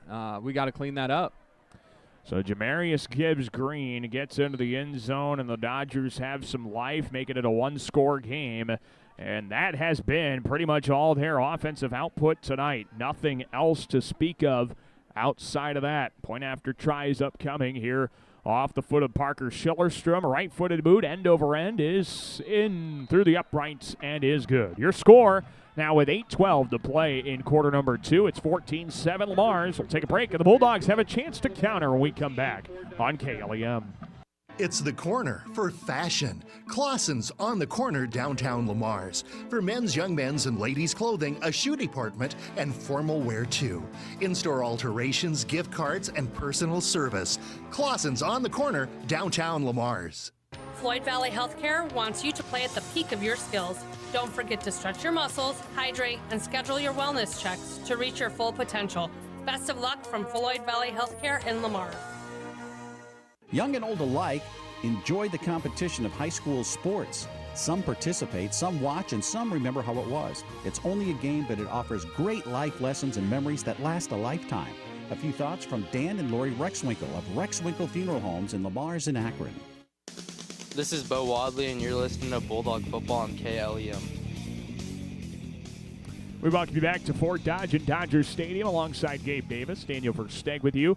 8:12 to play in the first half. Fort Dodge on the board now. It's 14-7. Lamars leads this contest, and the Dodgers will be booting it away after a muffed punt and ends up in the hands of Fort Dodge. And now this boot from Schillerstrom is taken from the 14-yard line by Tegan Bogue. Taken to the 20, 25, gets a convoy, left numbers 30, 35, 40, and he's tackled left sideline of the 41-yard line. Good return for Bogue, and the Bulldogs will have some good field position at their own 41. Yeah, Andrew Grant got absolutely trucked there. It was just a collision, and he absorbed it, which allowed Tegan to get us all the way out to the 40. And we've had good field position. Unfortunately, we fumbled twice and given them really good field position. Yeah, those two really good sets of field position for Fort Dodge have come off of fumbles. Everything else they have not been able to do much with. And now the Bulldogs will have a chance to try and extend their lead. 14-7 Dogs, 8:04 to go in the first half. Kazel the snap, fakes the give. Keeps it on the left side, sidesteps the defender, 45-50, into the open field, 40, 35-30. He steps back toward the numbers to the 25, and a great run for Tegan Kazel as he's brought down to the 25-yard line. It's a big gain of 34 and a first down. Great run by Tegan there, and maybe my favorite part is when he cut it back, he realized there was nothing else good happening, so he went down. Here they go. They're going to hurry up, and they do this a lot after a big gain. Yeah, Cole moved. The screen pass left side. It is caught by Andrew Fafita, left sideline 20, 15-10, and he's hit out of bounds at about the 10-yard line. A pick up a 15. It'll be first and goal for the Dogs. We may have gone so fast they didn't see Cole move because he definitely jumped there, but we got away with one, and I love this. Big play, a lot of momentum for them. We take it right back immediately. Yeah, that's how you do it with changing the tempo. First and goal from the 10. A give right side. Jude Doherty trying to keep his feet moving. He is driven backwards and brought down to the 7. So it's a pickup of 3. It'll be second and goal. We'll see if we go fast. Maybe we'll catch our breath a little bit, let them catch their breath a little bit. And sometimes it's easier when other team lines up where they're supposed to. Right. You know, it's sometimes difficult when they're moving because the linemen don't know exactly where they're supposed to go. 7:15 to go in the half. 14-7 Bulldogs. Second and goal from the 7-yard line. 2 receivers right, 1 left. It is the snap to Kazel. Fakes the give. Keeps her on the right side. He gets a block to the 5. Gets tripped up at the goal line down at the 1. A pickup of 6. Third and goal upcoming. Yeah, he just kind of spun him, and oh, no, he's okay. Yep. I thought he was a little slow getting up there. Andrew was picking him up there. Third and goal here from, what do we got, a half yard? Maybe a half yard, and the Bulldogs are going to bring out a powerful unit. They're going to bring Cy Bixom and Jaden Nelson, Andrew Grant. Tegan Kazel's coming to the side. Oh, he's just coming over for the play. Just for the play. I thought we were going to have some crazy Wildcat stuff. Yeah, that would have been fun. I was loving that.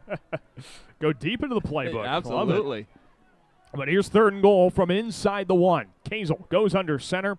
It's going to be a quarterback sneak, and Kazel easily gets into the end zone.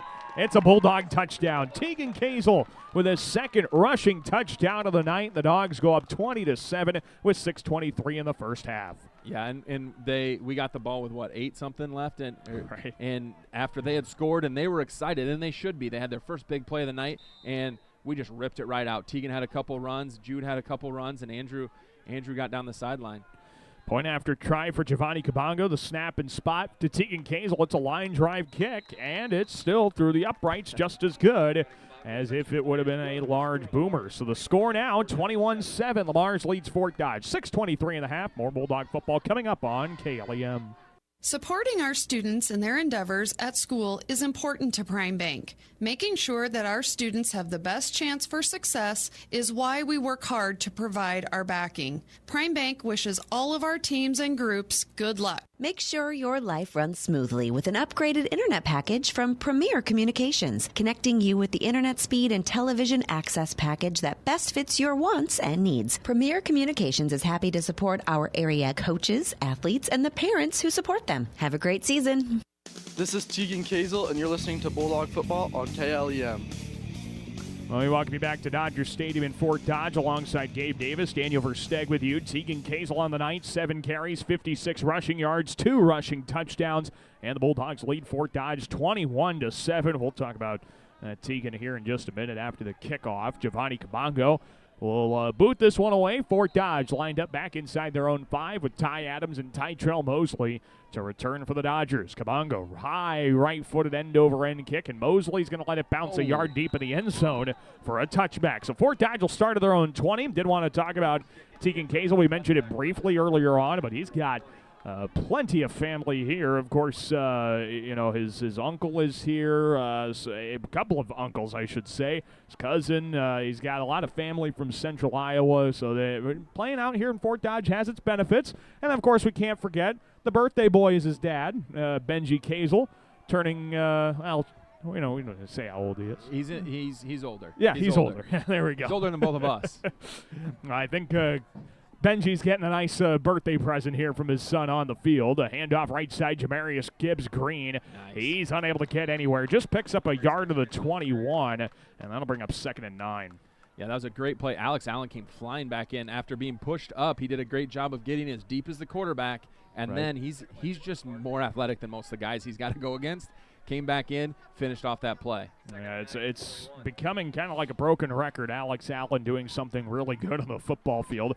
Here's a fake handoff, play action, lobbed over the middle. It is caught. Ugh. Cal Hartman gets across the 35 and down, short of the 40, at about right at the 40-yard line. It's a pickup of 18 and a first down here for Fort Dodge. Yeah, like you said, it was just kind of lobbed there. It kind of felt like it just hung up there, and we probably should have had someone there. We probably bid on the play fake a little bit more than we should have. That'll, I'm sure, be fixed before too long, but they're going to get some of those. Yeah, they'll get their plays every now and then. It's just, can we withstand them now? 1st and 10 for the 39.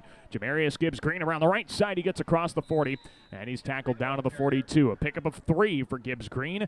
It's 2nd down and 7. Yeah, and that's similar to the play they ran last time for the touchdown. You know, as we looked back on that, we have a little bit of replay set up here. It's kind of nice. And basically what happened is we just either didn't scrape over the top or defensive end ducked in when he probably shouldn't have. When you don't do your job on defense and get 2 guys in a gap, it opens up those other areas. And it's amazing. Football really is truly the team sport. When you can do 10 things right and the 11th thing just doesn't go that way, it can be a big problem. As Peterson keeps up the middle, the ball might have come out. There's a fight for the football. They're going to say Peterson's down at the 43.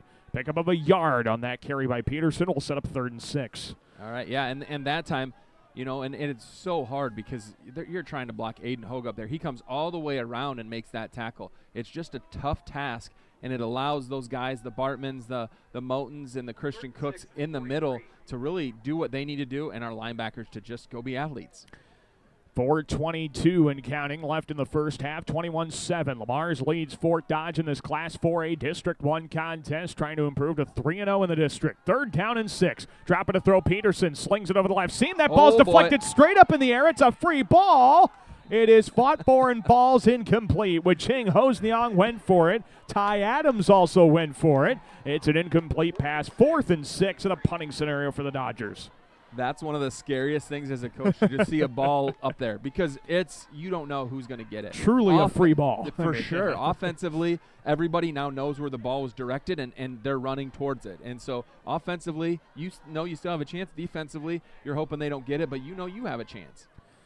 It is 21-7. Lamar's leads, and the Dodgers will punt. No, they're going to fake it. They throw toward the left. Numbers. It's caught across midfield to the 45 and being brought down at the 41-yard line. Jesse Egley picks up a big gain here for Fort Dodge on 4th down on a fake punt, and they'll get a 1st down off of it. Jesse Egley, I know an Egley. Ben up there at Northwestern coached him, and he's Jonah having a great Egley year. at Morningside. There's a lot of good Egleys from Fort Dodge. Oh, and they play on both sides, so we're even. Yeah, we're even there now. you go. Yeah, we're even. That's a big 4th down there, though, and we talked about it earlier. We knew that there was a possibility that was going to happen. I thought they kind of were blocking downfield, but either way, now the Bulldogs have to respond. Yeah, they do. It's going to need a big response here. 1st and 10 for Fort Dodge at the Bulldog 41-yard line now after the fake punt. They pitch it. Jet sweep right side and nowhere to go for Tytrell Mosley. He sidesteps 2 defenders. Right number's 45, and he's tackled high and brought down by Andrew Fafita. Brought down to the 44. It's a loss of 3. 2nd and 13. Just a great job staying with your shoulders square to the line of scrimmage and making him go as far as he can before turning any corners. It allowed the linebackers to come up. It allowed the rest of the defense to make a play. Only 3.5 minutes left in the first half. Lamar's 21, Fort Dodge 7. The Dodgers with some work to do, and they're not even going to get the second half kickoff. Here's a throw over the middle. That ball is batted away and incomplete. It's an incomplete pass over the middle for Cal Hartman. That'll bring up 3rd down and long. Yeah, and again, he's got pressure coming from the outside, and they're in a position now, and he just doesn't look comfortable throwing the ball. It just kind of is out there. It's kind of thrown out there. There's not a whole lot on it. This is a great opportunity maybe for the Bulldogs to get that turnover they need. Yeah, they really need a turnover. They had a turnover on the first drive of the night and haven't had one since. 3rd and 13 for the 44. Play action. And rolling to his left is Peterson. He airs it out back over the middle and threw it short. He threw it short looking for Tytrell Mosley once again. It's an incomplete pass. 4th and 13 for Fort Dodge. Yeah, but now obviously they faked it last time. We got to be safe here. 2 fakes in a row is pretty gutsy, but you know what? They're a desperate team right now because if we could get any points out of this and then we get the ball at halftime, it's over if we can score a couple times before they get the ball back. Yeah, it'd be huge if the Bulldogs can find the end zone before the break. That's going to take a lot of work. They do have all 3 timeouts, though, so definitely not out of the realm of possibility, depending on how this kick is. High snap. Ty Adams gets it down on a right-footed line. Drive kick. Bounce inside the 20. It rolls to the 10. This one's taking a Fort Dodge roll all the way to the 1, but they couldn't get it down in time. It rolled down to the 1. The momentum to down the ball it takes the player into the end zone, and the Bulldogs will take over at the 20 instead of the 1 or the 2. The coaching brain inside my head is screaming right now that they didn't stop that. Yeah. The Bulldog is excited, but you're right, of course. Like the rule is, you go and you put your heels as close to that line, and you just let it roll to you. If it doesn't get to you, it's like not fielding a a ground ball. Yeah. They ran beside it, and that was a major issue. But they may try to change this. There's a lot more conversation than there should be. That's not a good sign. Nope, he's got the ball. He's walking out to the 20. Yeah, okay, they are going to walk it out to good. the 20. We are getting the right result, and that's okay. The conversation kind of made me a little bit nervous, but now the Bulldogs have 80 yards to go in 3 minutes rather than 99. Well, and it's a totally different viewpoint of it, but the Bulldogs are now in a much better spot to hopefully go 2 for 1. Again, they score here before the end of the first half, and then they'll get the football to start the second half. They could get 2 possessions for the price of 1. Here's 1st and 10 of the 20-yard line. It's Tegan Kazel motioning a back, and he corrals a high snap after the deflection, rolls right, dumps off into the flats. Levi Schnetzer sidesteps the defender, 10-15, and he's brought down for a loss, but only a loss of 3 to the 17. Could have been a lot worse. Instead, it's 2nd and 13. And that's Levi's loving the fact he gets it and he wants to go make a play. Probably the decision there would be just to knock it down and cut bait. But he doesn't know that. He doesn't know who's on the backside of him. He's going to go try to make a play. At least we got the ball. We didn't turn it over because that's a whole nother ball of wax we don't want. Yeah, you turn it over here. You give the Dodgers the football instead of just in Bulldog territory. You give it to them in the red zone. So good thing no turnover there. 2nd and 13. Sitzman motions right to left as a tight end. Kazel then motions his slot receiver in Schnetzer. They give to Kabongo. He makes one man miss, gets across the 20 to the 21-yard line. It's a pickup of 4 to bring up 3rd and 9. Yeah, and it's interesting to see what the coaches are doing. I was watching. I thought maybe Fort Dodge could call a timeout here with 2. It would have been over 2 minutes at the time. They chose not to. That kind of says they're comfortable just being here where they're at. They know that Lamar's is capable of having a big play, but now we're going to be about minute 45 before it snapped. Well, 3rd down and 8 here for Kazel and the Bulldogs. 2 tight ends right, receiver on either side, and Kazel hesitates, gets up the middle, hurdles one defender, and then gets brought down to the 25, and then that is, I believe, going to result in a timeout. No, Nick Moser's not calling a timeout over there for Fort Dodge. It's a pickup of 3, 4th and 5's upcoming. Yeah, and so if they're not going to burn a timeout, we could probably run this down. Take this play clock all the way down. Wow. Yeah, there's the timeout. Yeah, boy, Nick Moser really let that clock wind down and finally used his 3rd timeout of the half. With a minute 16 left in the half, he could have gotten the timeout off with a minute 30. But instead, the Bulldogs will punt it with a minute 16, and we'll take the timeout as well. Fort Dodge gets the football next on KLEM. Williams & Company, certified public accountants, congratulates all area athletes in support of excellence, good sportsmanship, and the spirit of teamwork. A proud sports sponsor, Williams & Company, CPAs, your full-service business advisor with a local office in Lamar's. Being on the winning team in Northwest Iowa for over 130 years, Iowa State Bank is a proud supporter of all our area high school sports teams. Iowa State Bank, we're ready for you. Hi, this is Julie Hurt with Century 21 ProLink in Lamar's, your local real estate expert dedicated to results. Whether buying or selling a home, call me, Julie Hurt, with Century 21 ProLink in Lamar's at 540-7757. That's 540-7757. This is Alex Allen, and you are listening to Bulldog Football on KLEM. We welcome you back to Dodger Stadium alongside Gabe Davis, Daniel Versteg. Fort Dodge used their third and final timeout, and now before the punt by Tyson Augustine, we have movement. Yeah, is it Fort Dodge or is it Lamar's? I think it was on them. And the Bulldogs want it on Fort Dodge, obviously. Fort Dodge is pointing the other way. Well, so. yeah. Of course, that's the old Spider-Man meme where everyone's pointing at. Who's at fault here? Yeah, absolutely. Well, let's see what the call is going to be. Yeah, the Bulldogs facing the wrong way. Darn it. Shoot. Well, it's a 5-yard false start penalty. So we'll back up the Dogs to the 20, and now they'll have to punt the football. That's the first penalty of the night, I believe. Haven't had many, if we have had any. Minute 16. If Tyson can get into one, get it over to 50-yard line, really make him work for it. Yeah, here's the snap to Augustine, and he gets it way off the side of his foot. It's a shank punt toward the right sideline. He's going to be lucky to pick up any yards on this punt. It's going to be a net punt of 1 yard to the 21 of Fort Dodge, and the Dodgers will start just outside their red zone. At the 21 of Lamar's, so with 1:08 to go in the half. Tyson's been great all year long. That's the first one he's had anywhere close to that, and it happens. I've seen it happen to really good punters before, but that just it's never a good time for it, but especially when you're that deep. So. We'll have to see. The Bulldogs defense is going to have to step it up here. Well, I guess the only bright side is the Dodgers don't have any timeouts. There's 1:08 to go, and they really don't have a field goal kicker, so they do have to get to the end zone. Peterson gives Green, sheds the first tackle, gets across the 20, and he's brought down across the 20 to the 19. Pickup of 2. The Dodgers will have to hurry. The one thing it does with just the short distance is it does allow them to continue to run the ball just a little bit. Yeah, they do run the ball now. 52 seconds to play in the first half. 21-7. Bulldogs on top of Fort Dodge. Out of the pistol. The snap to Peterson. Play action fake. Throwing right seam, and he threw it behind his target, Ty Adams. It's an incomplete pass. Tegan Bogan the coverage. It'll be 3rd and 8. He just fades away, and he can't quite get enough juice on it. Now they're at a 3rd and 8. I'm assuming if they're probably 4 down, maybe they try to kick a field goal. He did look really good on the extra point, but the previous ones earlier tonight he didn't look so great.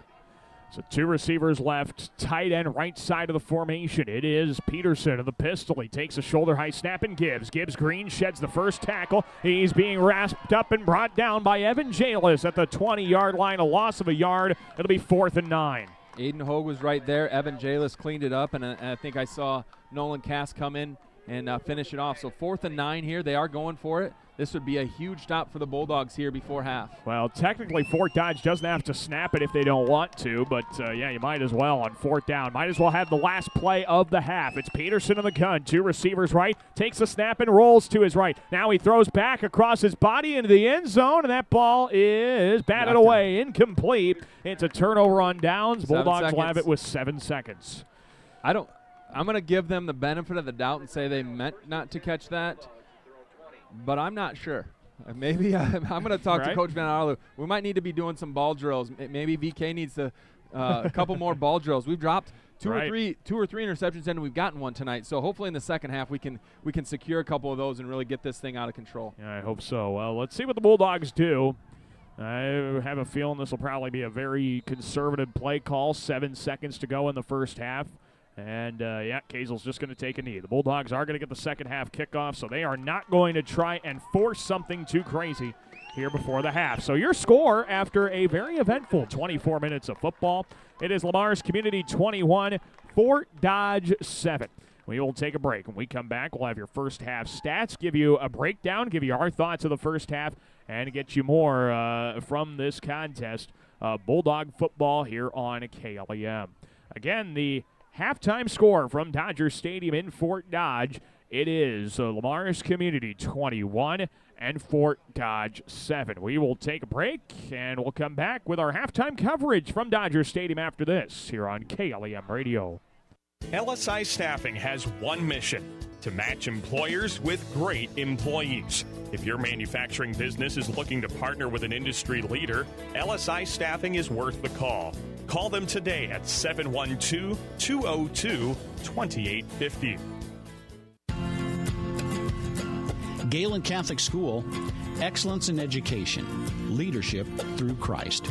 For information, check their website at galencatholic.org. Success is born of skill and team. Like the teams playing, CNOS has combined award-winning skill and teamwork into the premier medical facility in the region. For the areas of joint, bone, muscle, nerve, and brain are treated with the skills of comprehensive care from a team of highly trained experts. And CNOS takes care of many of the student athletes in Siouxland. CNOS is proud to bring you this game. Go to cnos.net to learn more. Peace Pizza House is your destination before and after the game. Whether you need to feed the whole family or just looking to get out before the game, make sure to stop at Peace Pizza House. You'll find many appetizers, burgers, salads, pasta, and of course, Peace Pizza House outstanding pizza selections. Your entire family is sure to find something they're looking for. Peace Pizza House would like to wish our local teams the best of luck this season. Colbeck Incorporated is proud to support local high school athletics. They encourage you to play hard and play smart and always show good sportsmanship. Best of luck from your friends, Brian, Kevin, and Wayne Colbeck. Murphy, Collins, and McGill PLC in Lamar's supports our local student athletes, trusted for generations with reliable legal guidance. So when you are in need of legal services, consult with one of the attorneys at Murphy, Collins, and McGill PLC, located at 38 First Avenue Northwest, Lamar's, Iowa. Deposit rates are on the rise, and Northwest Bank is offering great CD rates so you can earn more interest on your money. Whether you're saving for a special event or building your nest egg, your money will grow with us. Choose from a variety of CD terms and competitive rates. Plus, get rewarded for having your qualified checking account at Northwest Bank. Find out more online at nw.bank/best rates. Northwest Bank, member FDIC. Kemp's Dairy of Lamar's is a proud supporter of area athletics. They focus on strong, healthy bodies with all their dairy products, and they continue to strive hard to provide the best possible dairy products to their customers. That's Kemp's Dairy of Lamar's.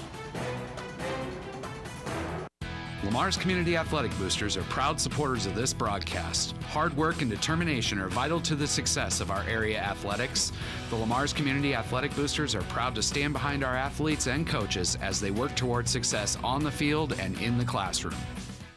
When it comes to service, your Lamar's Hy-Vee is number one for shopping both in-store and online. Save with the Fuel Saver Plus Perks Rewards program at Hy-Vee, where there's a helpful smile in every aisle. This is Drew Gallus, and you are listening to Bulldog Football on KLEM.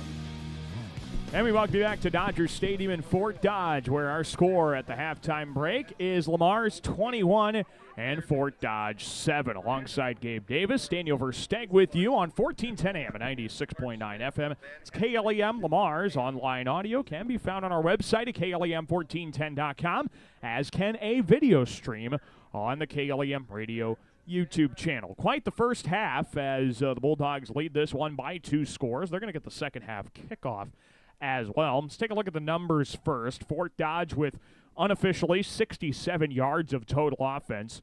That is 83 yards of total offense. I missed a little bit. 83 yards of total offense. That's 36 passing and 47 yards rushing. So, all the rushing yards here for Fort Dodge have come from Jamarius Gibbs Green, 11 carries on 49 rushing yards and a rushing touchdown on the contest. The Dodgers have been incredibly inefficient passing the football.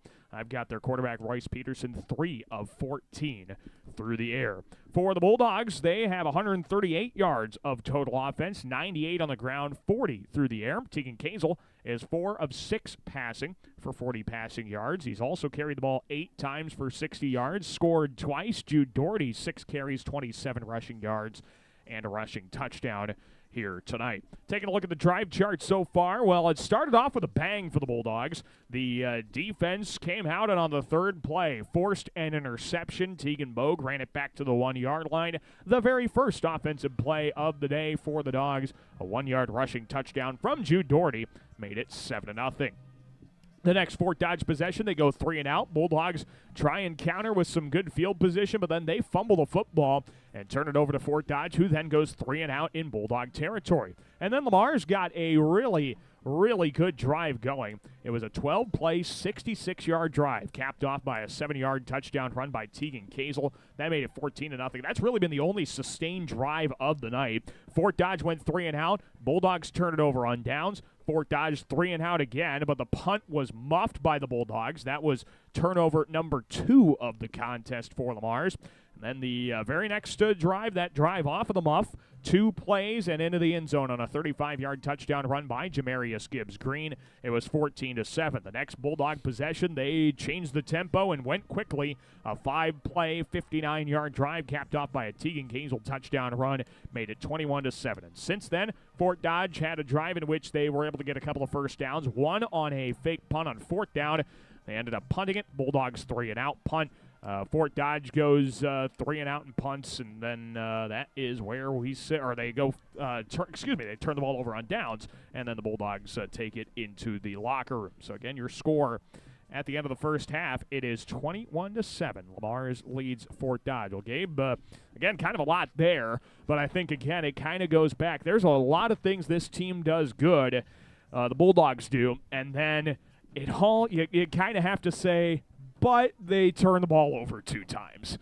Yeah, and it's one of those things where coaches aren't going to put up with any excuses of the weather or anything like that. But I know that does play a little bit into it. You know, Sure. You have Andrew back there returning punts. He's done a great job all year. He has one that hits him, awkwardly. Mm-hmm. Kind of stumbled as we looked at it again. Kind of stumbled a little bit as he's backpedaling.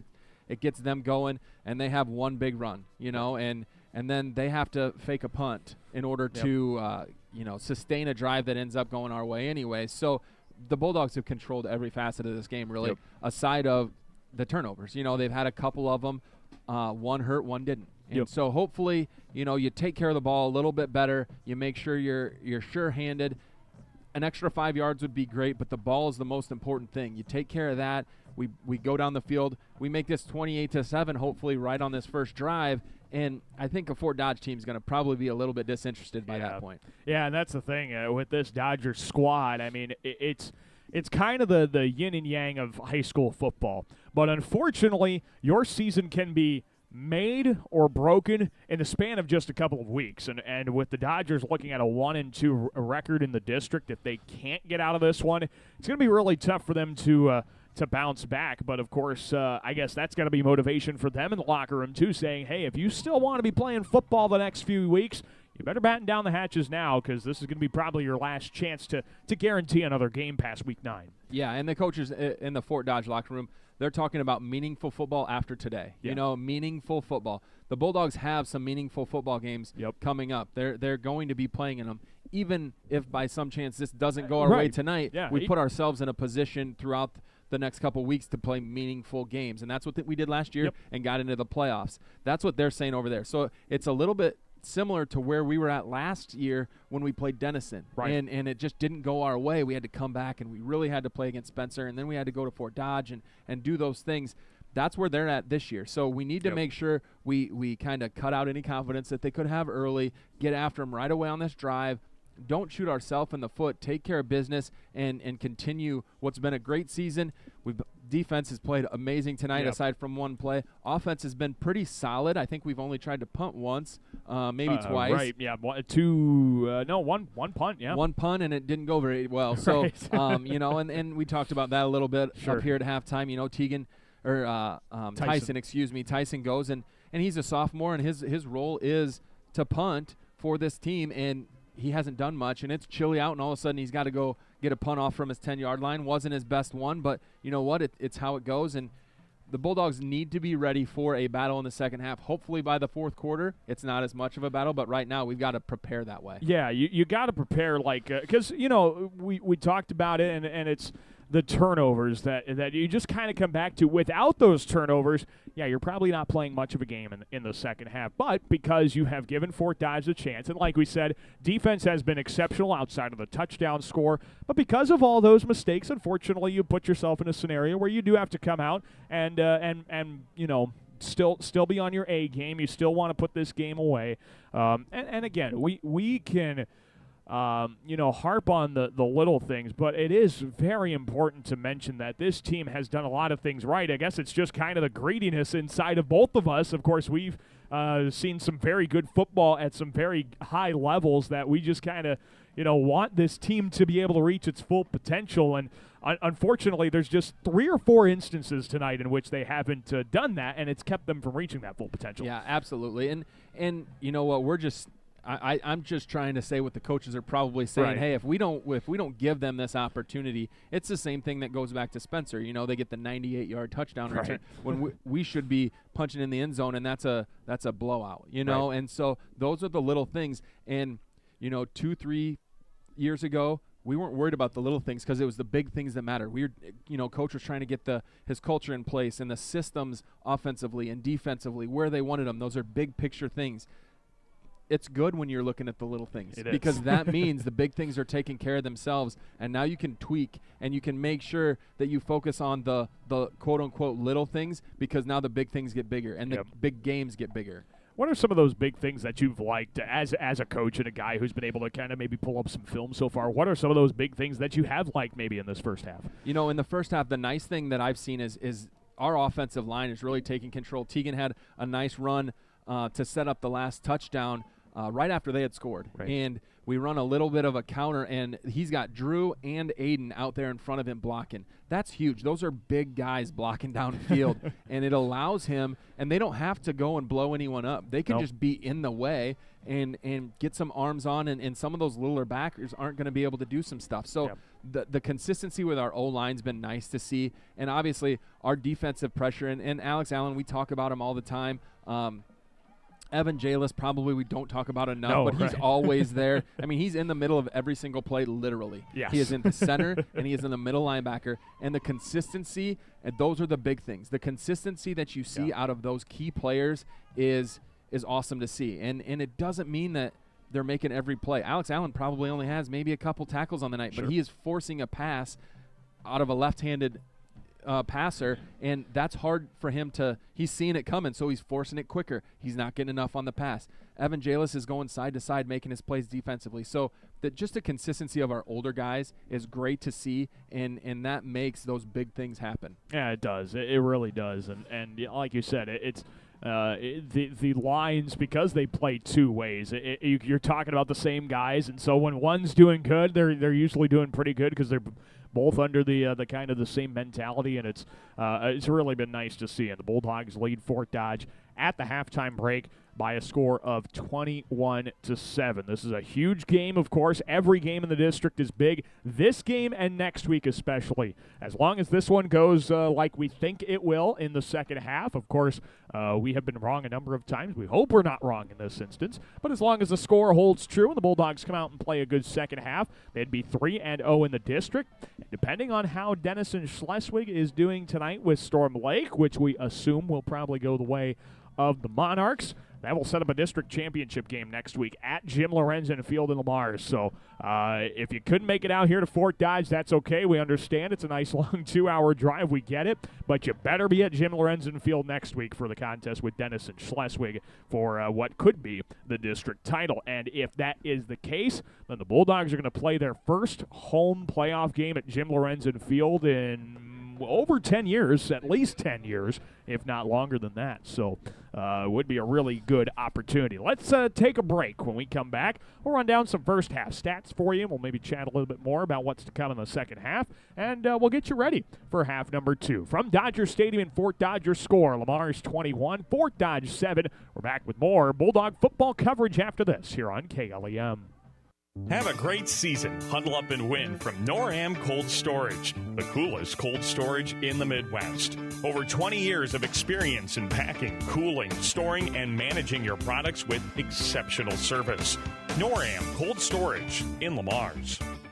Hummer's Lawn Care Service will provide you with the services needed for the best-looking lawn in your neighborhood. Is it thatching, fertilizer, or simple maintaining of your freshly cut grass? Call Hummer's Lawn Care at 546-4087. Hi, sports fans. This is Perry from Ace Hardware in Lamar's. We're happy to have a huge selection of what you need to efficiently maintain your home so you can find time to enjoy the game. Check out what's in the store at the new Ace Hardware downtown Lamar's. Hey, Bobby Blazer, how long you been waiting in that line? Head over with me to Easy Clean Car Wash. They're going to get you in and out in no time and make that black coat of yours look like $1,000,000. Say, thanks there, Mickey Mustang. I've been out four-wheeling and I got lots of mud and stuff in my wheel wells and other places as well. Bobby, didn't Libby Lexus tell you that Easy Clean Car Wash will pre-spray those hard-to-reach places, give you a quick massage, and make you feel and look like a whole new truck? So that's what Libby Lexus has been up to. You know, Mickey, she's looking fine. Easy Clean Car Wash on 12th Street, east of Hy-Vee in Lamar. Hi, this is Misty Zek. This is Brock Nohava. Hi, this is Abby Phillips. I'm Carissa DeRocher. This is Dave Close. Hi, this is Austin Sitzman. Hi, this is Jody with Exit Realty Midwest. Exit Realty Midwest is proud to support our area athletes. Find them online at exitrealtymidwest.com. Campbell's Rental and Repair, located on the corner of 4th Avenue Northeast and 1st Street, is a proud supporter of local athletics. For all your Toro product purchase, rental, or repair, visit Campbell's Rental and Repair today.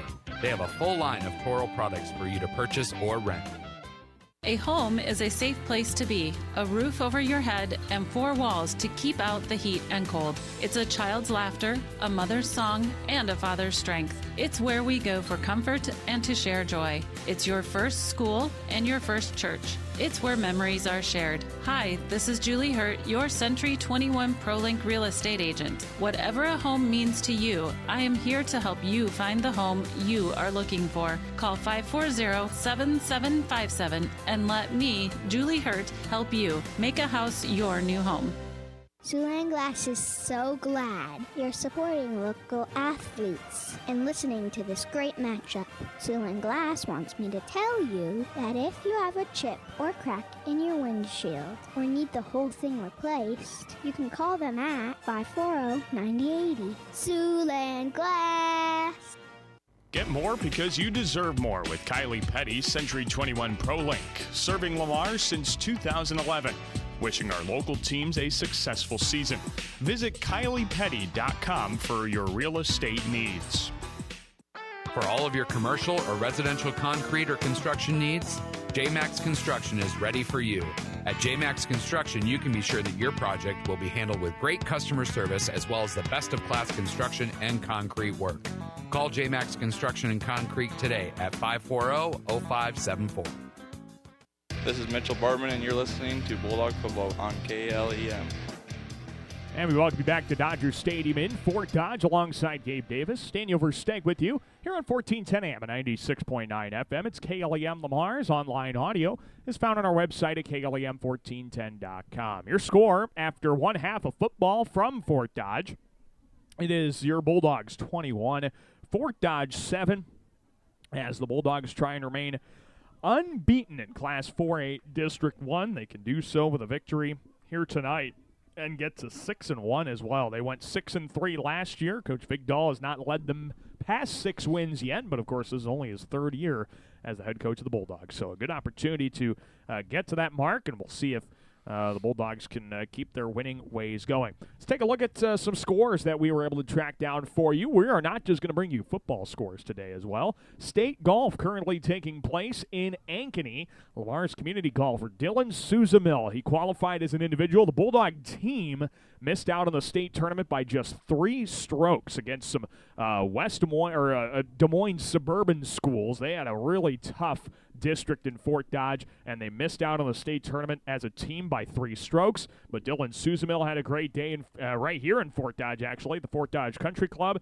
He's having a great day in Ankeny. He is currently tied for first heading into the clubhouse after 18 holes. He shot a 72 today. That's 1 over par on that golf course in Ankeny, and I know Coach Knapp has got to be just elated, grinning ear to ear with Dylan's growth. And I know you coached him in basketball as well. Just a great kid, and really good that he gets this opportunity to compete on a big stage and show what he can do. Yeah, and it's nice to see that for Dylan. You know, I've talked to him. I saw him in school yesterday, and told him good luck, and he was all smiles. And we tried to keep up. You could keep up online a little bit when they would check in. So I was keeping up. He was actually 1 over after the first 3 or 4 holes, and he just did a great job of keeping his composure and doing what he needed to. And you know, it's fun to see him out there having that success, and it's fun to highlight those other sports. You know, you're going to cover a lot of basketball, and you're going to cover volleyball, and you're going to cover football and all these sports, the baseballs, the softballs. But,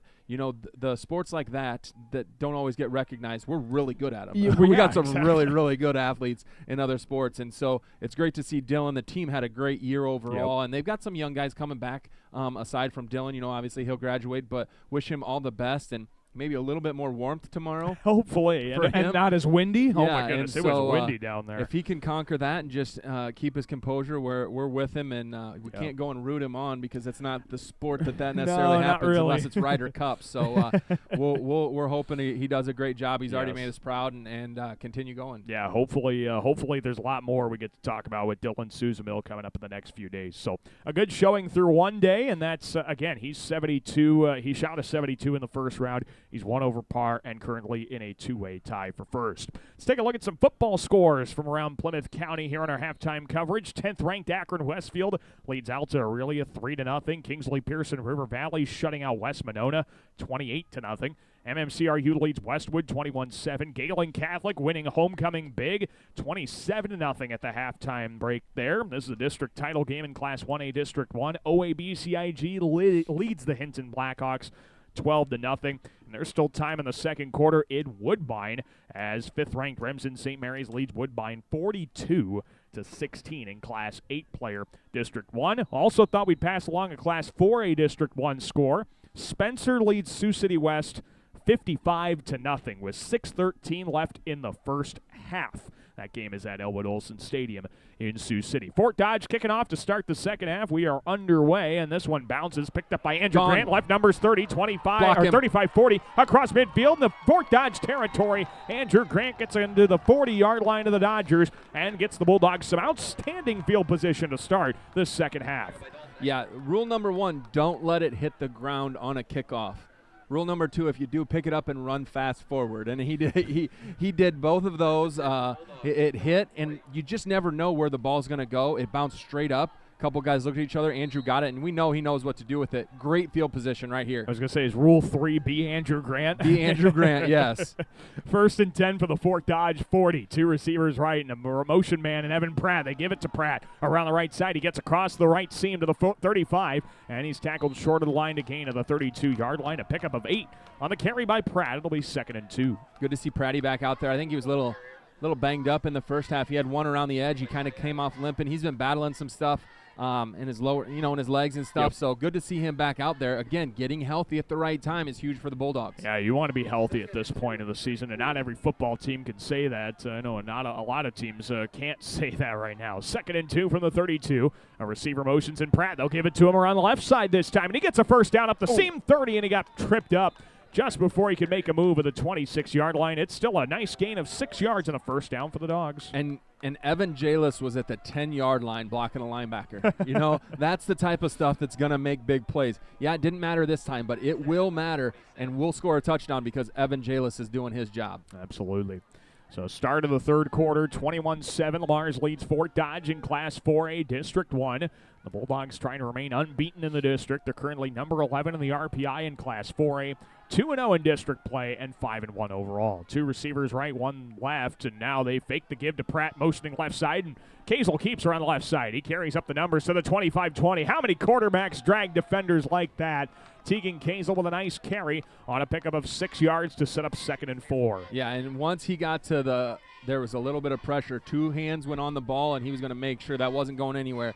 This would be an awesome opportunity for the Bulldogs to put this in the end zone and really make Fort Dodge put their backs against the wall. Yeah, they can really punch Fort Dodge in the mouth to start the second half. And now we get a whistle, stops play, and they had to move it to second down. Yeah, they had to set the down mark. I've never seen that stop play. I've never seen that stop. Yeah, 2nd and 4. Pratt left to right. He gives it to Pratt on the end around right side. He sheds a tackle, trying to get vertical and tripped up across the 20. He does pick up positive yardage to the 18. It's a 2-yard gain to bring up 3rd and 2. Yeah, and now you're in a position where you probably can kick a field goal with Giovanni. Sure. But that's not what you want. No. You want to put the big number up here. And so we'll see what they've run the ball really well east-west. This might be a time to get vertical right at that middle linebacker who's all alone in the middle. 3rd down and 2. 2 on either side. Kazel gives Doherty straight up the middle across the seam to the 10 to the 5, and it breaks down. 2 tackles into the end zone. Touchdown Bulldogs. Jude Doherty ran through 2 Dodgers into the end zone, and the Bulldogs go up 27-7 here in the 3rd. Wow, he got through the first guy, and he just fell off, and then he went through number 4 out there. He just absolutely hammered Mr. Eagley there and went right through him into the end zone. That was a great run by Mr. Doherty. A hard-hitting run at that, and now Giovanni Kabongo's point after try is kicked off the right foot and through the uprights and good. Your score with 9:35 to play in the 3rd quarter. Lamar's 28, Fort Dodge 7. We'll take a break and have more Bulldog football when you come back to Fort Dodge on KLEM. Peace Pizza House is your destination before and after the game. Whether you need to feed the whole family or just looking to get out before the game, make sure to stop at Peace Pizza House. You'll find many appetizers, burgers, salads, pasta, and of course, Peace Pizza House outstanding pizza selections. Your entire family is sure to find something they're looking for. Peace Pizza House would like to wish our local teams the best of luck this season. At Universal Windows Direct, you're not just purchasing windows, you're also getting peace of mind, knowing that their knowledgeable local staff is there for you every step of the way. You receive quality Unishield products along with a limited lifetime warranty to ensure that you're taken care of for years to come. Universal Windows Direct wishes all local athletes the best of luck. This is Andrew Fafita, and you are listening to Bulldog Football on KLEM. We welcome you back to Dodger Stadium in Fort Dodge alongside Gabe Davis. Daniel Versteg with you on KLEM Radio. We get ready to kick this one off after the touchdown run by Jude Doherty. The kickoff from Kabongo's taken to the 7-yard line by Ty Adams. He takes that left seam to the 15-20 and gets across the 25. He's down at the 20, right at the 25-yard line. Flags come out late. A single flag comes out late. I think number 86 broke a rule because his coach is giving him the business right there. So that's going to go against Fort Dodge. So this is not going to be as good a field position for the Dodgers. The kick return was taken to the 25, but that penalty marker might have some things to say about it. So, I see Keegan Kaiser adjusting his gear, so maybe it was a little late stuff after the whistle, and their coach got on number 86 over there, and we'll see what happens. Yeah, this is going to be interesting. It's a dead ball penalty. Yeah, it is a personal foul going up against Fort Dodge for unnecessary roughness. So half the distance to the goal from the 25. So the Dodgers finally get a kick return outside of their own red zone, and then they're penalized back into it. Yeah, that's a tough break, and I don't know exactly what happened, but you just can't. There's emphasis on the rules for safety, and unnecessary roughness is one of those that when the whistle blows, everybody's eyes start watching everywhere. And if you're going to try to take a shot after the whistle, they're going to find it. Yeah, they're going to see it. They're going to find it, and you better be ready to back up. So 1st and 10 for the Dodgers. Instead of at their own 25, it's now at their own 12. The Dodgers line up in the gun. It's Royce Peterson in the shotgun with 2 receivers on either side. He takes the snap and a 3-step drop, throws over the middle and threw it short. He was looking for Grant Williams over the middle. Couldn't find him. He slid into Andrew Fafita's leg, and I think both of them got the brunt of that hit. Well, Fafita's down longer, so that's not a good sign. It's an incompletion to bring up 2nd and 10, though. Yeah, and he is holding that left ankle a little bit. Hopefully it's just a little bit of a scare. Sometimes when that happens, it scares you more than anything. Let's hope that's the case, because Andrew's a big part of offense and defense. You know, he plays a lot of different parts on the team. So, and if nothing else, he's so much energy. He's just so much energy for the team. He's always trying to get guys going. So hopefully it's nothing major. Of course, we're never going to play doctor or try and diagnose anything after a play like that. But the way it looked, it's one of those deals where you get lower leg hitting lower leg. And obviously there's, on these guys especially who are so athletic, it's mainly bone on bone, and that's never a good thing to come in contact with. It's hard. It's tough to deal with, but they are getting Fafita up. Let's hope it's just a stinger. He's not putting a whole lot of weight on that left leg. So Andrew Fafita will come off the field and have to be assisted off of the field. That's, of course, the last thing you want to see for a number of reasons. But, of course, his older brother, Sione, plays college football here in Fort Dodge for Iowa Central. So he's in attendance tonight and was kind of hoping to see the little bro do a lot of good things today. But Andrew Fafita goes to the bench, and now the Bulldogs will return to the field on defense. It'll be 2nd and 10 for Fort Dodge from their own 12-yard line. Yeah, so that'll and here's the thing, you know, a lot of teams would stress. You lose someone like Andrew Fafita, and that's tough on a team, and it's still going to be tough on us, but we got Pratt in there. Right. And Pratt started games for us this year, so that allows us to be flexible. Here's a handoff. Jamarius Gibbs-Green carries up the middle, and the Dogs stop him for nothing. He maybe gets a yard to the 13. That'll set up 3rd down and 9 here for Fort Dodge. Yep, and the defense is just trying to continue what they've been doing all year long, and it really doesn't matter who we put in there. Yeah, there's going to be some hiccups, and that's part of the game. That's why we play it. But they've continued to step up, whether it's Tegan Bogue stepping up for Pratty or Pratty stepping up for Andrew. You know, we've had Christian Cook in there, Markevius Moten, all those guys making a difference. 3rd down and 9 for Fort Dodge for their own 13-yard line. Rolling out right is Peterson. Now he has to twist his body. Throws up the right numbers. Catch made by Cal Hartman. And a nice open field tackle there by Nolan Cass at the 16-yard line. Pickup of 3. 4th and 6 upcoming, and the Dodgers go 3 and out again. Yeah, great tackle by Nolan. I almost said Jaden because that was one of those Jaden Nelson tackles. But Nolan's really started to bring those shoulder pads with him, and he's been doing some great things defensively the last couple weeks. It's great to see that. How about the Dodgers have only picked up 2 first downs tonight? I guess if you want to count the touchdown as a first down, you can count it as 3. It was a 35-yard gain. This kick is blocked. It's blocked at the line of scrimmage by Alex Allen. The Bulldogs dive on it inside the 20, and it'll be Bulldog football in the red zone. Chase Peterson got on the punt after it was blocked by Alex Allen, it appeared. And that'll be 1st and 10 for the Mars inside the red zone. And Chase Peterson was the one that jumped on the bad snap last week against West in the end zone. So he's just kind of Johnny on the spot. Great job of pressure. I didn't think we were as close this time as we were previously, but he just didn't get the ball up in the air much. We got some hands on it. I'll issue a correction. It was either Alex Allen or it was Keegan Kaiser.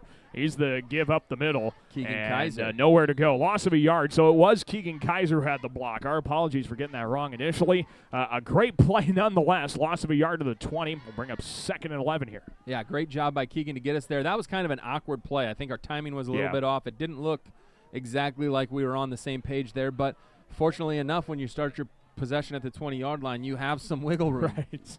Yeah, absolutely. There's plenty of things you can go to. So here's 2nd and 11 from the 20. 2 receivers either side. Kazel throws a screen pass right side. It is caught, and up the right numbers goes Bowen Rican to the 15-yard line, a pickup of 5, and it'll be 3rd and 6. Nice. 3rd and 5 is a good position.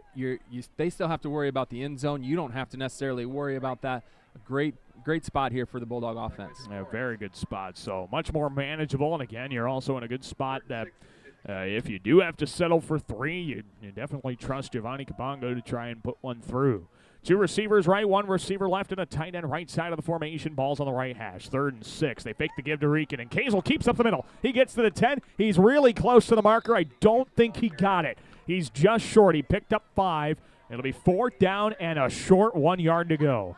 Yeah, and he just got tripped up. We're going to go for this. I think that's a no-doubter. We'll see some bigger guys come in here and try to just power our way over that 10-yard line and get first down and goal. Yeah, it's maybe a full yard, probably not even, as the Bulldogs try and pick up first down and goal. Yeah, this is a no-brainer. Kazel will go under center, 2-man split backfield. Kazel carries straight up the middle, and he's got a first down. And if that pile's any indication, he's got many more to the 4-yard line. Tegan Kazel picks up 6 and more than enough for a Bulldog first down. That's one of the most exciting feelings as an O-line when you just feel them getting pushed back. Yeah. You got your guys behind you. It's so awesome. And the offense did their job there, and now we're in a great position to put another touchdown on the board. With 6:10 to go in the third quarter, Lamar's 28, Fort Dodge 7 in a district contest from Dodger Stadium in Class 4A District 1. First and goal from the 4.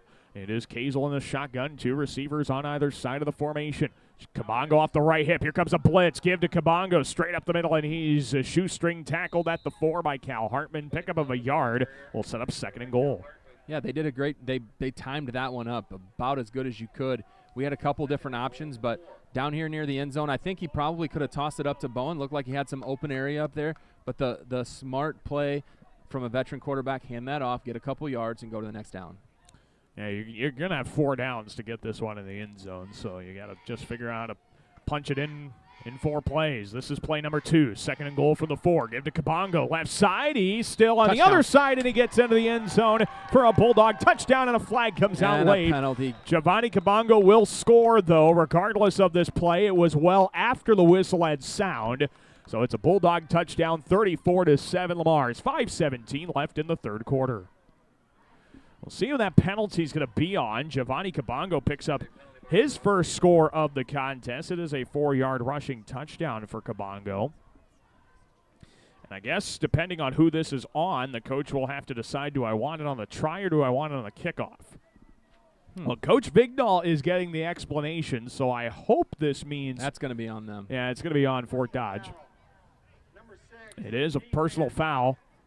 Ooh, yeah. Yeah, late to the pile is the call. Yeah, absolutely. Going to Fort Dodge. The result of the play is a touchdown, and now the point after tries upcoming here for the Bulldogs.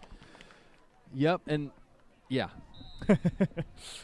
Late to the pile. There's not much more to be said after that. Nope, you can't be doing that. Here's the point after try for Giovanni Kabongo to tack on more. As the high snap is put down by Kazel, the right-footed end-over-end kick through the uprights and good, and the Bulldog lead expands from 2 possessions to 4. The score, 35-7 Lamar's, 5:17 left in the third. We'll take a break, and the Dodgers get the football after this on KLEM. At Arnold Motor Supply in Lamar's, they understand service really does make the difference. They'll take the extra step to help you find the right part. The first time, every time. At Arnold Motor Supply, service really is the difference. We're proud to be Arnold Motor Supply. MRK Insurance knows that teamwork is dream work. At MRK Insurance, you get a great partner for all of your insurance needs. Visit them today on Central Avenue in Lamar's for a no-obligation quote for all of your insurance needs. That's MRK Insurance in Lamar's. State Farm agent Michael Crank is a proud supporter of local athletics. Whether you are looking for auto, home, or health insurance, choose the agent that will be on your side. State Farm agent Michael Crank. This is Evan Jalis, and you are listening to Bulldog Football on KLEM. We welcome you back to Dodger Stadium in Fort Dodge alongside Gabe Davis. Daniel Versteg with you. The Bulldogs have scored twice here in quarter number 3, and they have grown that lead over Fort Dodge big time. It's now 35-7 in favor of the Bulldogs, and the unsportsmanlike or the personal foul penalty after the touchdown means the Bulldogs will take the penalty on the kickoff. They'll kick from the Fort Dodge 45. Let's see how far Kabongo can boot this one. Yeah, he's going to go for the uprights, and I think he made it. Oh, he easily made it. Unfortunately, this is not arena football, so he doesn't get a deuce off that. But Fort Dodge will get the football at their own 20 as Kabongo's just showing off now. Yeah, and you know, after the last touchdown, this game is in control of the Bulldogs. The Bulldogs are in good control of this.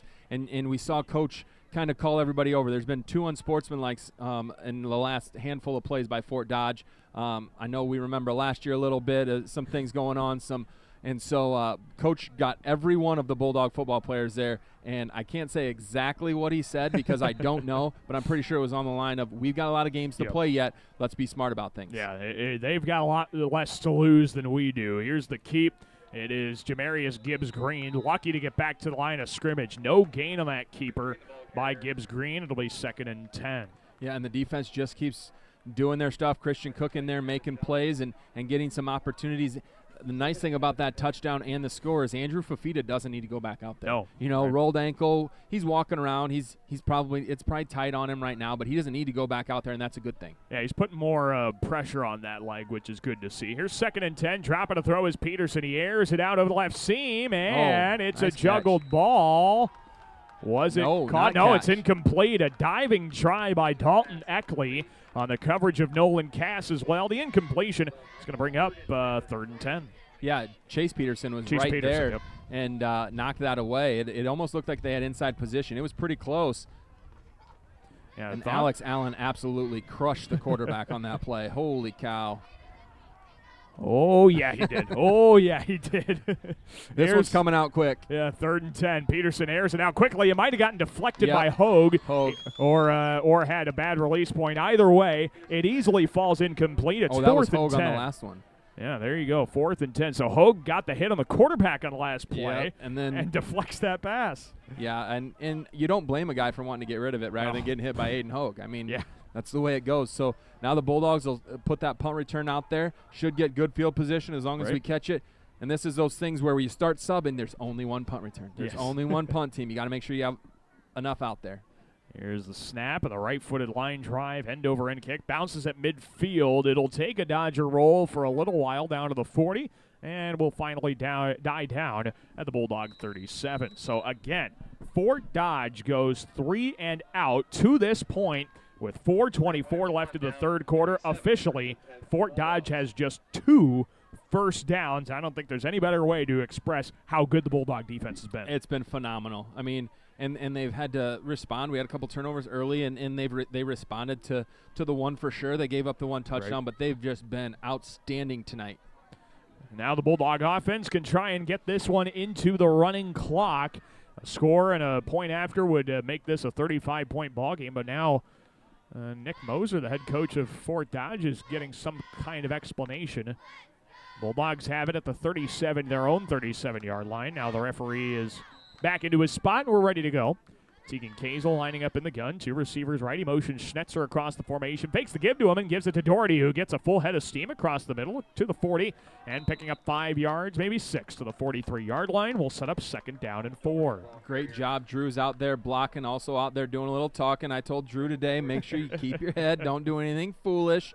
So hopefully he hears my voice from way up here and just gets back to the huddle and does what he needs to, and we can get this clock going here with one more big touchdown. Yeah, we'd love a running clock here. This would be a really good sign. Get to that opportunity 2 weeks in a row. That's the sign of a really good football team when you can consistently get into the running clock territory.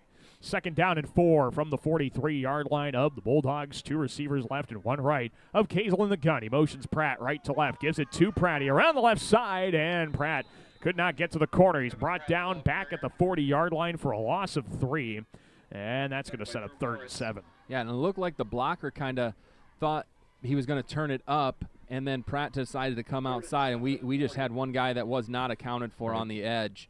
And so that's just a little bit maybe of a misread or either by the blocker or by the ball carrier. So 3rd and 7 for the Dogs as they take their sweet time getting the play call. Coach Vigdahl wanting to make sure they can milk as much time as possible off this clock. They might even call a timeout here. Play clock's down to 8. Down to 7. Got what they want here. Yeah, now they're going to line up quickly. Play clock's down to 3. Kazel in the gun. He lines up and takes the snap with 1. Fakes the give. Play action. Looking to his right. He throws a screen pass. Caught by Sitzman. Right numbers to the 45. He's got a first down to the 49. A pickup of 9 yards on the screen out to the right side, but a flag is down on the far side of the field of the 43. So we'll hold our excitement for just a moment. I would assume that's either going to be an illegal man downfield or a hold just in that position. That's not going to be a good sign for the Dogs, I don't think. We'll get to run another offensive play for sure either way. That's true. That's true. Maybe take some more time off the clock. It is going to be a holding penalty on the Bulldogs. 10 yards from the spot of the foul. And so this will back it up probably to bring up 3rd and 14 here for Lamar's. Yeah, and I didn't hear who they called that on. Right. Maybe 51. He's way out there. Yeah, he would be way out there. Yeah, it'd be Drew, but at 54 was the it was Nolan Cass, excuse me. Nolan Cass on number 4 maybe. The call on number 4, yeah. Okay, so 3rd down and 14 from the 33. Kazel, belt high snap and a deep drop. He throws right sideline. Another flag is thrown as Pratt makes the catch. Inbounds up the right sideline across midfield to the 44. I think we were lined up wrong. Of Fort Dodge. So, yeah, again, we will have to hold our excitement on a nice pass to Pratt, but unfortunately it's all going to be negated. At least it appears anyway. Not sure of the lineup up there, but we might have had too many guys on the line of scrimmage. Sure. Yeah, that wouldn't blow the play dead. These are always kind of the ones you think about of, when it doesn't blow the play dead, you immediately think, oh, it's on the defense. But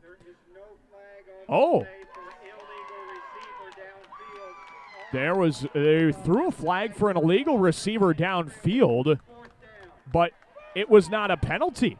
And so now they let the play go. They never let stopped it go. it. Yeah, Pratt kept it going, and he made the catch across midfield, and he's got a first down off of it. Their coach is less than pleased with that. He actually just had to pick up his clipboard for those watching. Yeah. So looks like we'll get another opportunity. I didn't think because what we did is we ran Andrew Grant, or one of our backs actually went and ran a bubble, so he didn't go downfield, so it was okay. First down and 10 from the 44, Fort Dodge. Handoff to Doherty up the middle for a pickup of a yard to the 43. That'll bring up 2nd and 9. 2.5 minutes to go in the 3rd quarter. Lamar's 35, Fort Dodge 7. And that'll get us down. Oh, no. Looks like player down for Fort Dodge. He got up quickly, so they are going to have to get him off the field, but it won't be a and he's been the big issue. Been the middle linebacker that's kind of been bouncing around in there. So now they're down to their third string middle linebacker or defensive end wherever he's been playing. So Gavin Peterson, the player that heads over to the sideline for Fort Dodge. 2nd and 9 from the Dodger 43. 2 receivers right and 1 left. Kazel motions the slot right to left. Give to Doherty up the middle, and he's set to tackle. He keeps his feet moving across the 40 and gets some good yardage up to the 38, maybe just the 39. Pick up a 4, and it'll be 3rd and 5. Yeah, a nice strong run. Jude's really run hard tonight, keeping his shoulders low and square and pushing the pile a little bit. This will bring up a 3rd and 5. You got all the plays you want right here. You can run anything you want. Yeah, it's pretty wide open for you. Of course, the Bulldogs' main goal is just keep that clock going. Don't let anything else happen. And get yourself to next week's contest with Denison Schleswig as in one piece as you can. 3rd down and 5 from the Fort Dodge 39. 3 receivers left, 1 right. Kazel keeps. He's up the seam, and he's tripped up across the 34 to the 33. He's got a first down. He needed 5 and got 6 to move the chains for the Bulldogs. Yep, and that's just methodical. We can take all the time we want. We can do everything we want. We're in control of everything right now. It's really just us putting the ball in the end zone. And at this point, Gabe, it's really been, we can do whatever. It's been slow, methodical drives. It's been quick, up-tempo drives. Anything has worked for the Bulldogs tonight as Doherty takes the give on 1st and 10. Cuts back right, and he's able to get back to the line of scrimmage. That's it. No gains. 2nd and 10 upcoming. Everybody wants to be the back that can hit the hole and then bounce it out and make that big one, but some people just aren't built that way. Giovanni might be built a little bit more that way. Jude's going to be one of those that he's going to be a lot like his brother. He's going to be shoulder square and go. He's not going to bounce it maybe. Not that he's not capable of that. It's just not what's maybe best for his skill set. So he's still learning that too. He's done a great job of getting up, and we'll see him run over a couple people yet. This might be the last play of the quarter. It's a jet sweep to Pratt. He gets in between the hashes across the 30 and picks up good to a 5-yard carry to the 28. We'll set up 3rd and 5. Yep, and there's no rush, so if Coach Vigdahl wants to, he can. If he doesn't, we'll just sit here and we'll go down to the other end. We'd be okay with that. Absolutely. 12 seconds left in the 30. No hurry to try and run a play here before the end of the third quarter. So we will go into the fourth with the score. Lamar's 35, Fort Dodge 7. What a great ball game so far. We go to the fourth quarter and we come back on KLEM. Timmons Construction believes leadership, teamwork, communication, training, planning, attention to detail, dedication, and work ethic make athletic teams successful. Timmons Construction also realizes those same qualities are the necessary ingredients for a successful business. Timmons Construction is proud to sponsor this sports broadcast. Grow your money risk-free. Open a certificate of deposit from Northwest Bank. We give you options and competitive rates to earn more interest and meet your investment goals. Our liquid CD gives you the flexibility to withdraw funds before maturity without penalty, so you don't need to worry about access to your money. Limitations apply. Check out all of our CD specials online at nw.bank/best rates for more details. Northwest Bank, member FDIC.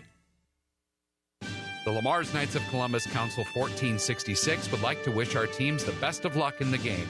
The Knights of Columbus is proud to support our schools and many charities throughout the year with our pork chop dinners and fish fries. Check out upcoming events by visiting their Facebook page at Lamar's KFC. This is Nolan Cass, and you're listening to Bulldog Football on KLEM. And we welcome you back to Fort Dodge and Dodgers Stadium. Start of the fourth quarter. The Dogs have 3rd and 5. Screen pass right, caught by Cass. Up the right numbers to the 20, and he's got a first down up to the 19. A nice start to quarter number 4. It's a pickup of 9, and it's a Bulldog first down. Yeah, and he brought us back from break, and then he gets the first pass and gets that first down. So that happens more than you would know. I mean, I don't know if you're planning on that, but it's good work by you. I'll take that. Yeah, I wish I could say I planned that, but it does happen more than you think, and it's always nice when it does. We always appreciate the team's cooperations for doing that. We always try and get that done before the season starts, and everybody's always so cooperative with it. 1st and 10 now from the 19. Hand off to Doherty as he dives his way forward for 2 to the 17. That'll bring up 2nd and 8. Great run. You know, it's 2-yard run, but we don't need anything spectacular. No. Do what you need. Our line is doing a great job of leaning on them. If you look at the two sides, they've got some guys doubled over and really, shaking out their hands. They're hurting. Yeah. We're not. And that just keep winding them down and score here and really get the clock going and put this thing away. Yeah, and we're talking about getting to the running clock, but the clock's been running for quite a while just because the Bulldogs have been slowing things down. They stay in bounds. They don't throw incomplete passes. 2nd and 8, Kazel gives. Doherty bounces off left tackle to the 15, and he gets tripped up to the 14. Well, they did call him down on the first down to the 15. Yeah, he's down to the first initial contact. Pickup of 2. That'll bring up 3rd and 6. Yep, so 3rd and 6, good position. A lot of things. You might see another Tegan Kazel. A lot of times, 3rd and 3, 4, 5, 6, you see the quarterback run game come in for those teams that have the mobile quarterbacks. Yeah, and of course, Kazel, very mobile quarterback. He is the team leader in rushing yards tonight anyway. And I think he might be the leader in rushing yards all season. Yeah, he is. So it's 432. Though his backs are getting closer to him now than they were earlier in the year. Kazel by himself in the gun. The Dodgers trying to shift their defensive alignment. Kazel keeps left side. He's trying to get to the 10. He kept his feet moving. He's down close to the marker at the 9. It's a pickup of 6, and the Dogs get a 1st and goal. Yeah, Tegan might have committed to up the middle a little bit quicker. I think if he has a little bit more patience and sees how they just collapsed that left side down, he's running over towards the locker room over there. So either way, 1st and goal, Bulldogs looking to really put the final nail in the coffin. 9:47 to play in regulation. 35-7 in favor of Lamar's community. Well on their way to a 3-0 district record and well on their way to a district championship game next week against Denison Schleswig. 2 on either side on 1st and goal at the 9. Screen pass right. It's caught, juggled by Nolan Cass up the right sideline to the 5. The ball got hit out of bounds in the field of play at the 1-yard line. So it's a fumble out of bounds. The Bulldogs are going to keep possession, I do believe, although the White Hat is going to confirm. Yeah, he will confirm. Let's see where they spot it. Going to spot at the 1. 2nd and goal's upcoming. That was close. And we're going to hurry up here, but we can talk about it here. If that would have gone through the end zone, that's a totally different story. Absolutely, yeah. You lose the ball there and you don't score. 2nd and goal from the 1.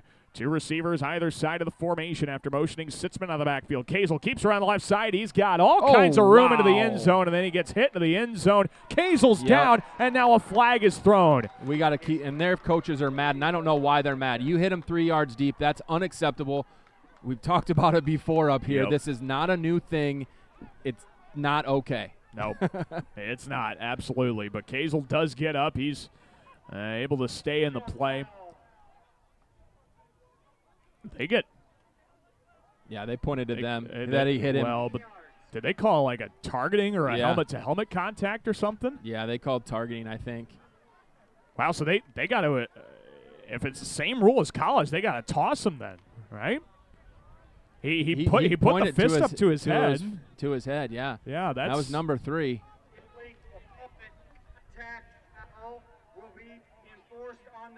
The penalty is going to be enforced on the kickoff.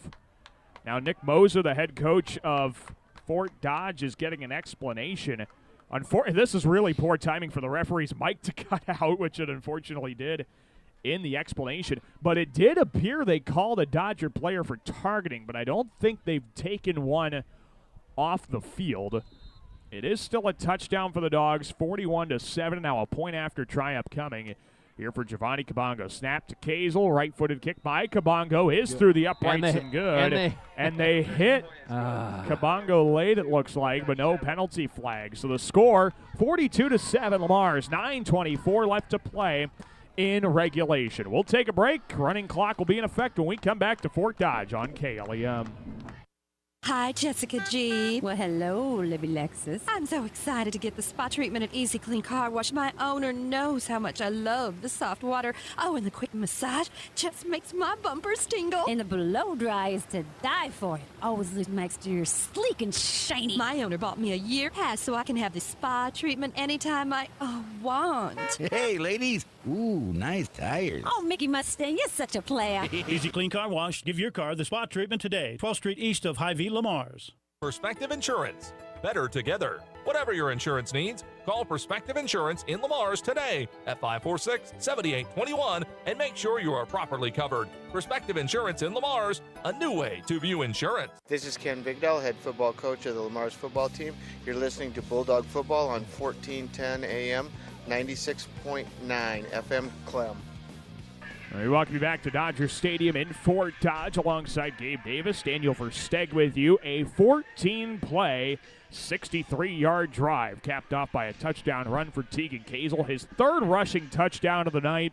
I don't think there's a better birthday present for Mr. Benji Kazel, his dad, than a 14-carry, 90 rushing yard night with 3 rushing touchdowns.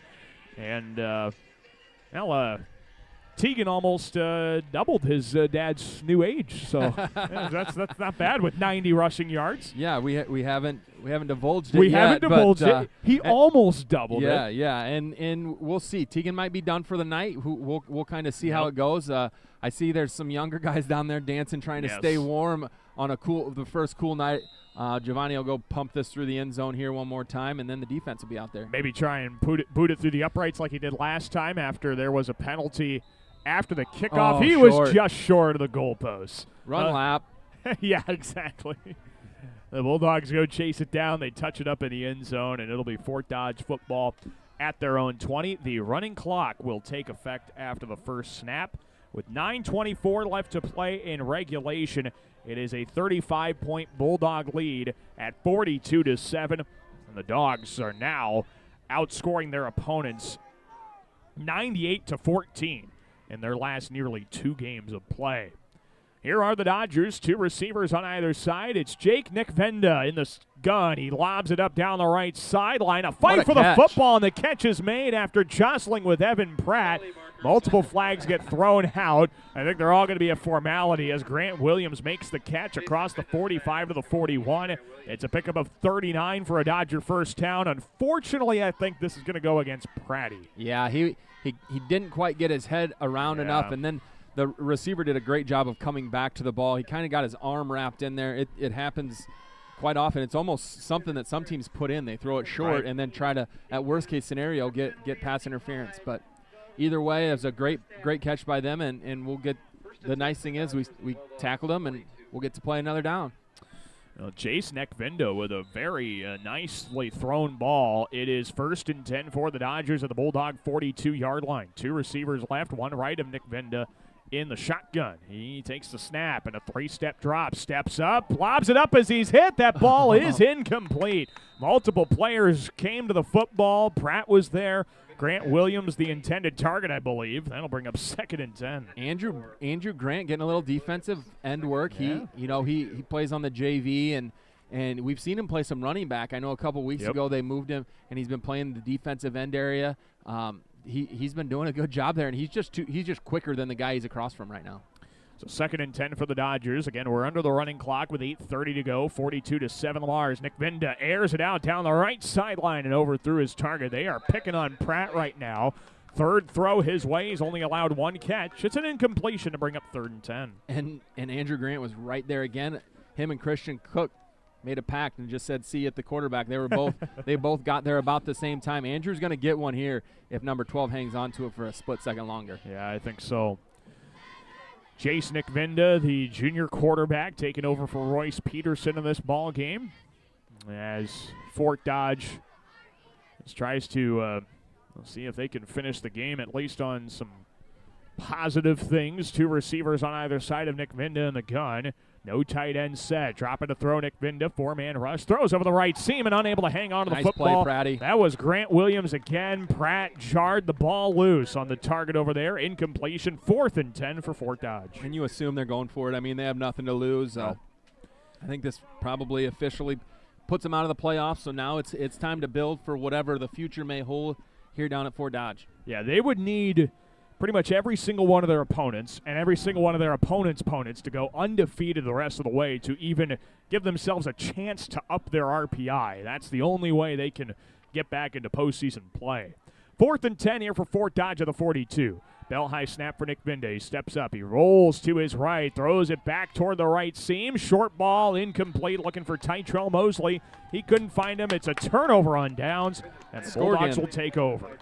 And here comes looks like we got some younger guys on offense, and that'll give them an opportunity with about 6.5 minutes or so left to get some reps. And it's fun to play on a Friday night, get loosened up again after being on a chilly sideline down there. But it's an exciting moment for them. It's a very exciting moment. I mean, you can look at this game in the grand scheme of things and say, yep, the game's over. None of these snaps mean anything in the grand scheme of things, but they do.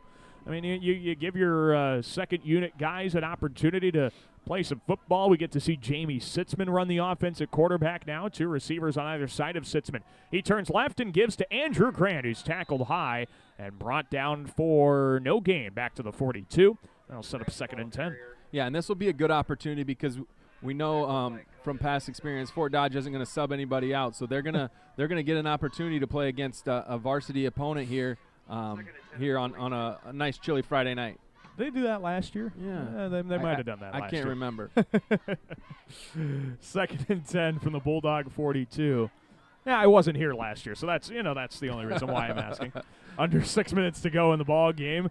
2 receivers right and 1 left of Sitzman in the gun. 2 men backfield. He motions 1 out of there. Takes the snap and he gives to Grant, who's trying to punch his way forward. And Grant maybe picked up a yard to the 43. That's about it. It'll be 3rd down and 9. Yeah, now Jamie will get a chance to maybe throw the ball a little bit. The nice part about it is normally you just want to run the clock. If you throw an incompletion, it doesn't hurt you. Right. You've already put up enough points, and it's going to continue to run. Good things are going to happen. So it'll give him an opportunity to play against a little bit bigger, stronger opponents here and see what happens because, next year he's going to be in the mix, I would assume. Right. I mean, he's the backup right now. I know Jude's played some, but he does such a great job at running back that you would assume he's still going to be there. Right. So 3rd down and 9 from the 43. Sitzman in the gun. 2 on either, 2 right, and a tight end left. The low snap. Sitzman picks it up, and now he's got to run up the left sideline. Oh, and he's hit out of bounds at the 43-yard line. No gain. It'll be 4th down and 9 for the Bulldogs. Yep, and that'll bring out the punt team. I think Jamie was trying to do the right thing there and just and stay inbounds to keep the clock running. But when it's already running, you kind of forget about that because he easily could have gone out of bounds and not taken that hit, which obviously we don't want him to. But at the same time, I think he was trying to just keep that clock running. If we were another touchdown, we would have wanted him to do that. Yeah, his head was in the right place, that's for sure. Bulldogs don't have 11 players, I don't believe. Only 1 punt team. Yeah, you got to get Got to get all 11 guys on the field. Only one punt team. Here comes Levi Schnetzer. The play clock's down to 4. Take down the to penalty. 3. Yeah. Let it run all the way down. There's no, Ken Vigdal is going to call the timeout, head coach of the Bulldogs. So with 4:05 to play, it's 42-7. Lamars leads Fort Dodge, and they will be lined up to punt when we come back to Dodger Stadium here on KLEM Lamars. For all your construction needs, trust the Wilchin Brothers. They're a Better Business Bureau accredited business and will be there every step of the way to get your project done right. Call 546-4135 for Wilchin Brothers Incorporated. Connected Electric South is your electrical headquarters for residential, commercial, and agriculture. Call for a free quote today at 546-5062. Call Connected Electric South for all your electrical needs. 546-5062. This is Bo Wadley, and you're listening to Bulldog Football on KLEM. We welcome you back to Dodger Stadium in Fort Dodge alongside Gabe Davis. Daniel Versteeg with you. 4:05 left to play in regulation. The Bulldogs easily in control of this contest over Fort Dodge. 42-7 the score here on KLEM Lamar's online audio at KLEM1410.com. The Bulldogs had to use a timeout without enough guys on the field. Tyson Augustine, a line drive kick, bounces inside the 25, and Chase Peterson will let this one roll all the way down inside the 20 before it is touched down at the 18-yard line. Chase Peterson and Keegan Kaiser having a fun time down there. Fort Dodge will get it inside their own red zone. Yeah, I think he got hit late earlier in the game, and they were giving him a hard time. And so, Keegan's having a little bit of fun out there, and that's what it's about. When you get in this position, you can have fun. Winning games and scoring points and having fun, that's what it's about. Absolutely. The clock continues to run as, again, the Bulldogs are up by a score. Some younger defenders out there. See Hudson Cass out there at one defensive end. Yeah, absolutely. So the Bulldogs are trying to get some second unit guys in there. 3:20 to go. Again, the score margin is separated by 35 or more points. That's why we are under the running clock. Jason Ekvindo with a giver on the right side. Jamarius Gibbs-Green gets up the right seam to the 25 and up to the 33-yard line. With a pickup of 16 yards, the Dodgers will move the chains. Yep, and that, it's a good opportunity for those guys in the middle to understand what it's like to play up at this level, because they're going to have to finish this right now. So they're still running hard, and they're going to continue playing. If I'm on the field, I'm playing hard. First and 10 from the 33. Gibbs-Green gets up the seam, and there's nowhere to go. He's ruled down to forward progress at the 33. Pickup of 2, 2nd and 8. Great job by another group of subs coming in here. Some younger guys. It's good to see get opportunities out here. 3 came in, so 3 have to come out. Yep, there we go. Cy was trying to stay in there as long as he could. I don't blame him. Playing, yeah. But now Coach Vigdal is making sure, hey, anybody who has not gotten in yet, make sure you stand by me if you want to play.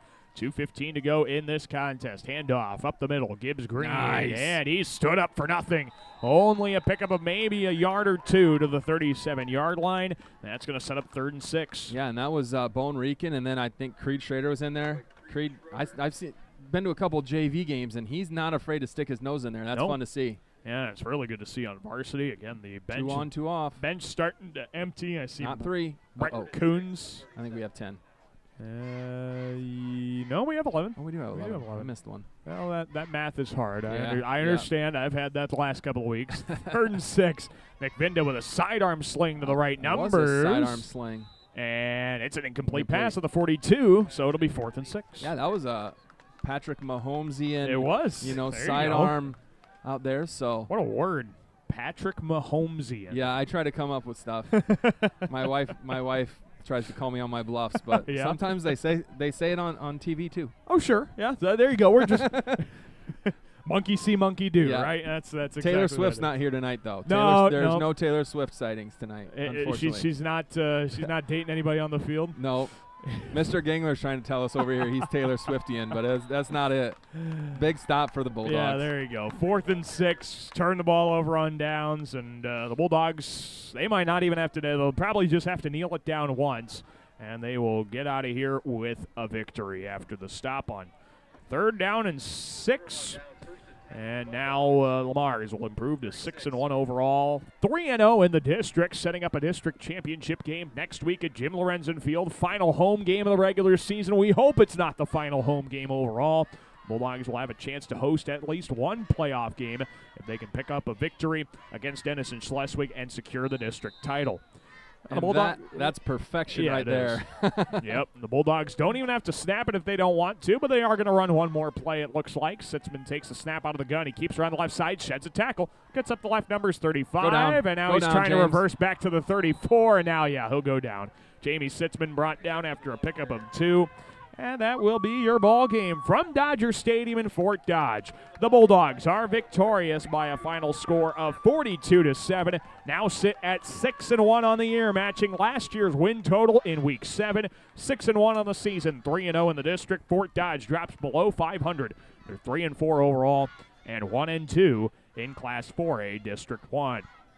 We will take a break. When we come back, we'll have a recap of this contest and wrap up this ball game with our post-game coverage from Dodger Stadium in Fort Dodge. Again, the final score tonight, it is Lamar's 42, Fort Dodge 7. Back with our post-game coverage after this on KLEM.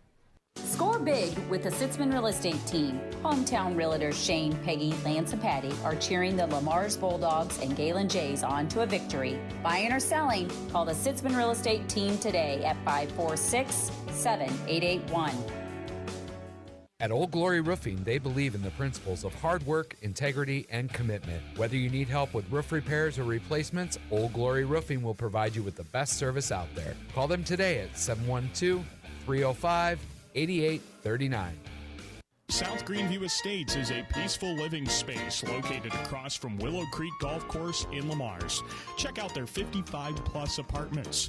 For a private showing, call 548-7424. For more details, check out their Facebook page, South Greenview Estates in Lamar's.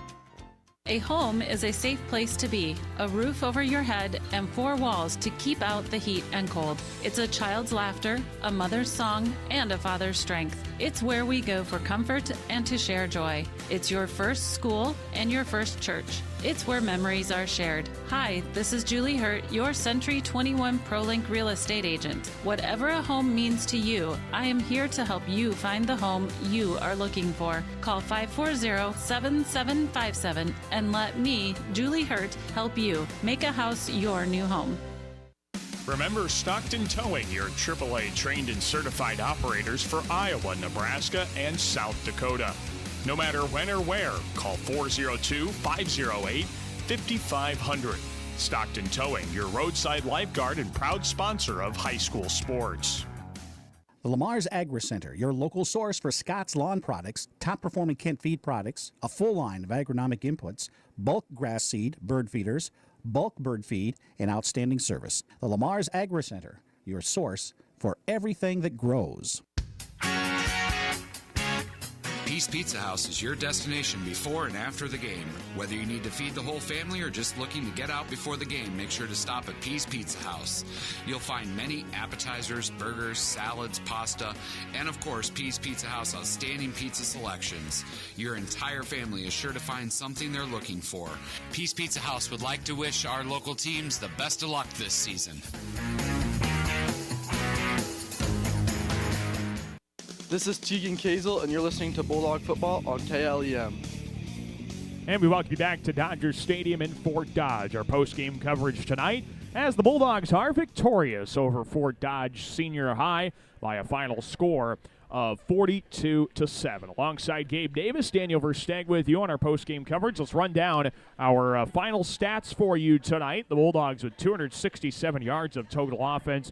That's split between 189 yards rushing, 85 yards passing, 23 first downs for the Bulldogs tonight. Just a fantastic night moving the football up and down the field. Fort Dodge with 144 yards of offense, 81 through the air, just 63 on the ground. The Dogs a fantastic job of really shutting down Fort Dodge's offense. For Lamar's, Tegan Kingsland had 16 carries, 92 rushing yards, 3 rushing touchdowns. Jude Doherty, 13 carries, 60 yards, 2 scores. Giovanni Kabongo had 1 rushing touchdown on 6 carries and 12 yards. On the on the receiving side, Nolan Cass had 3 catches for 24 yards here tonight. On the defensive side for the Dogs, Evan Jalis with getting in on 5 total tackles here tonight. Aiden Hogue getting in on 4, and Now the Bulldogs, again, just getting so many players involved offensively and defensively and really doing a nice job. They stayed disciplined in the second half, and we talked about the turnovers. You had the fumble.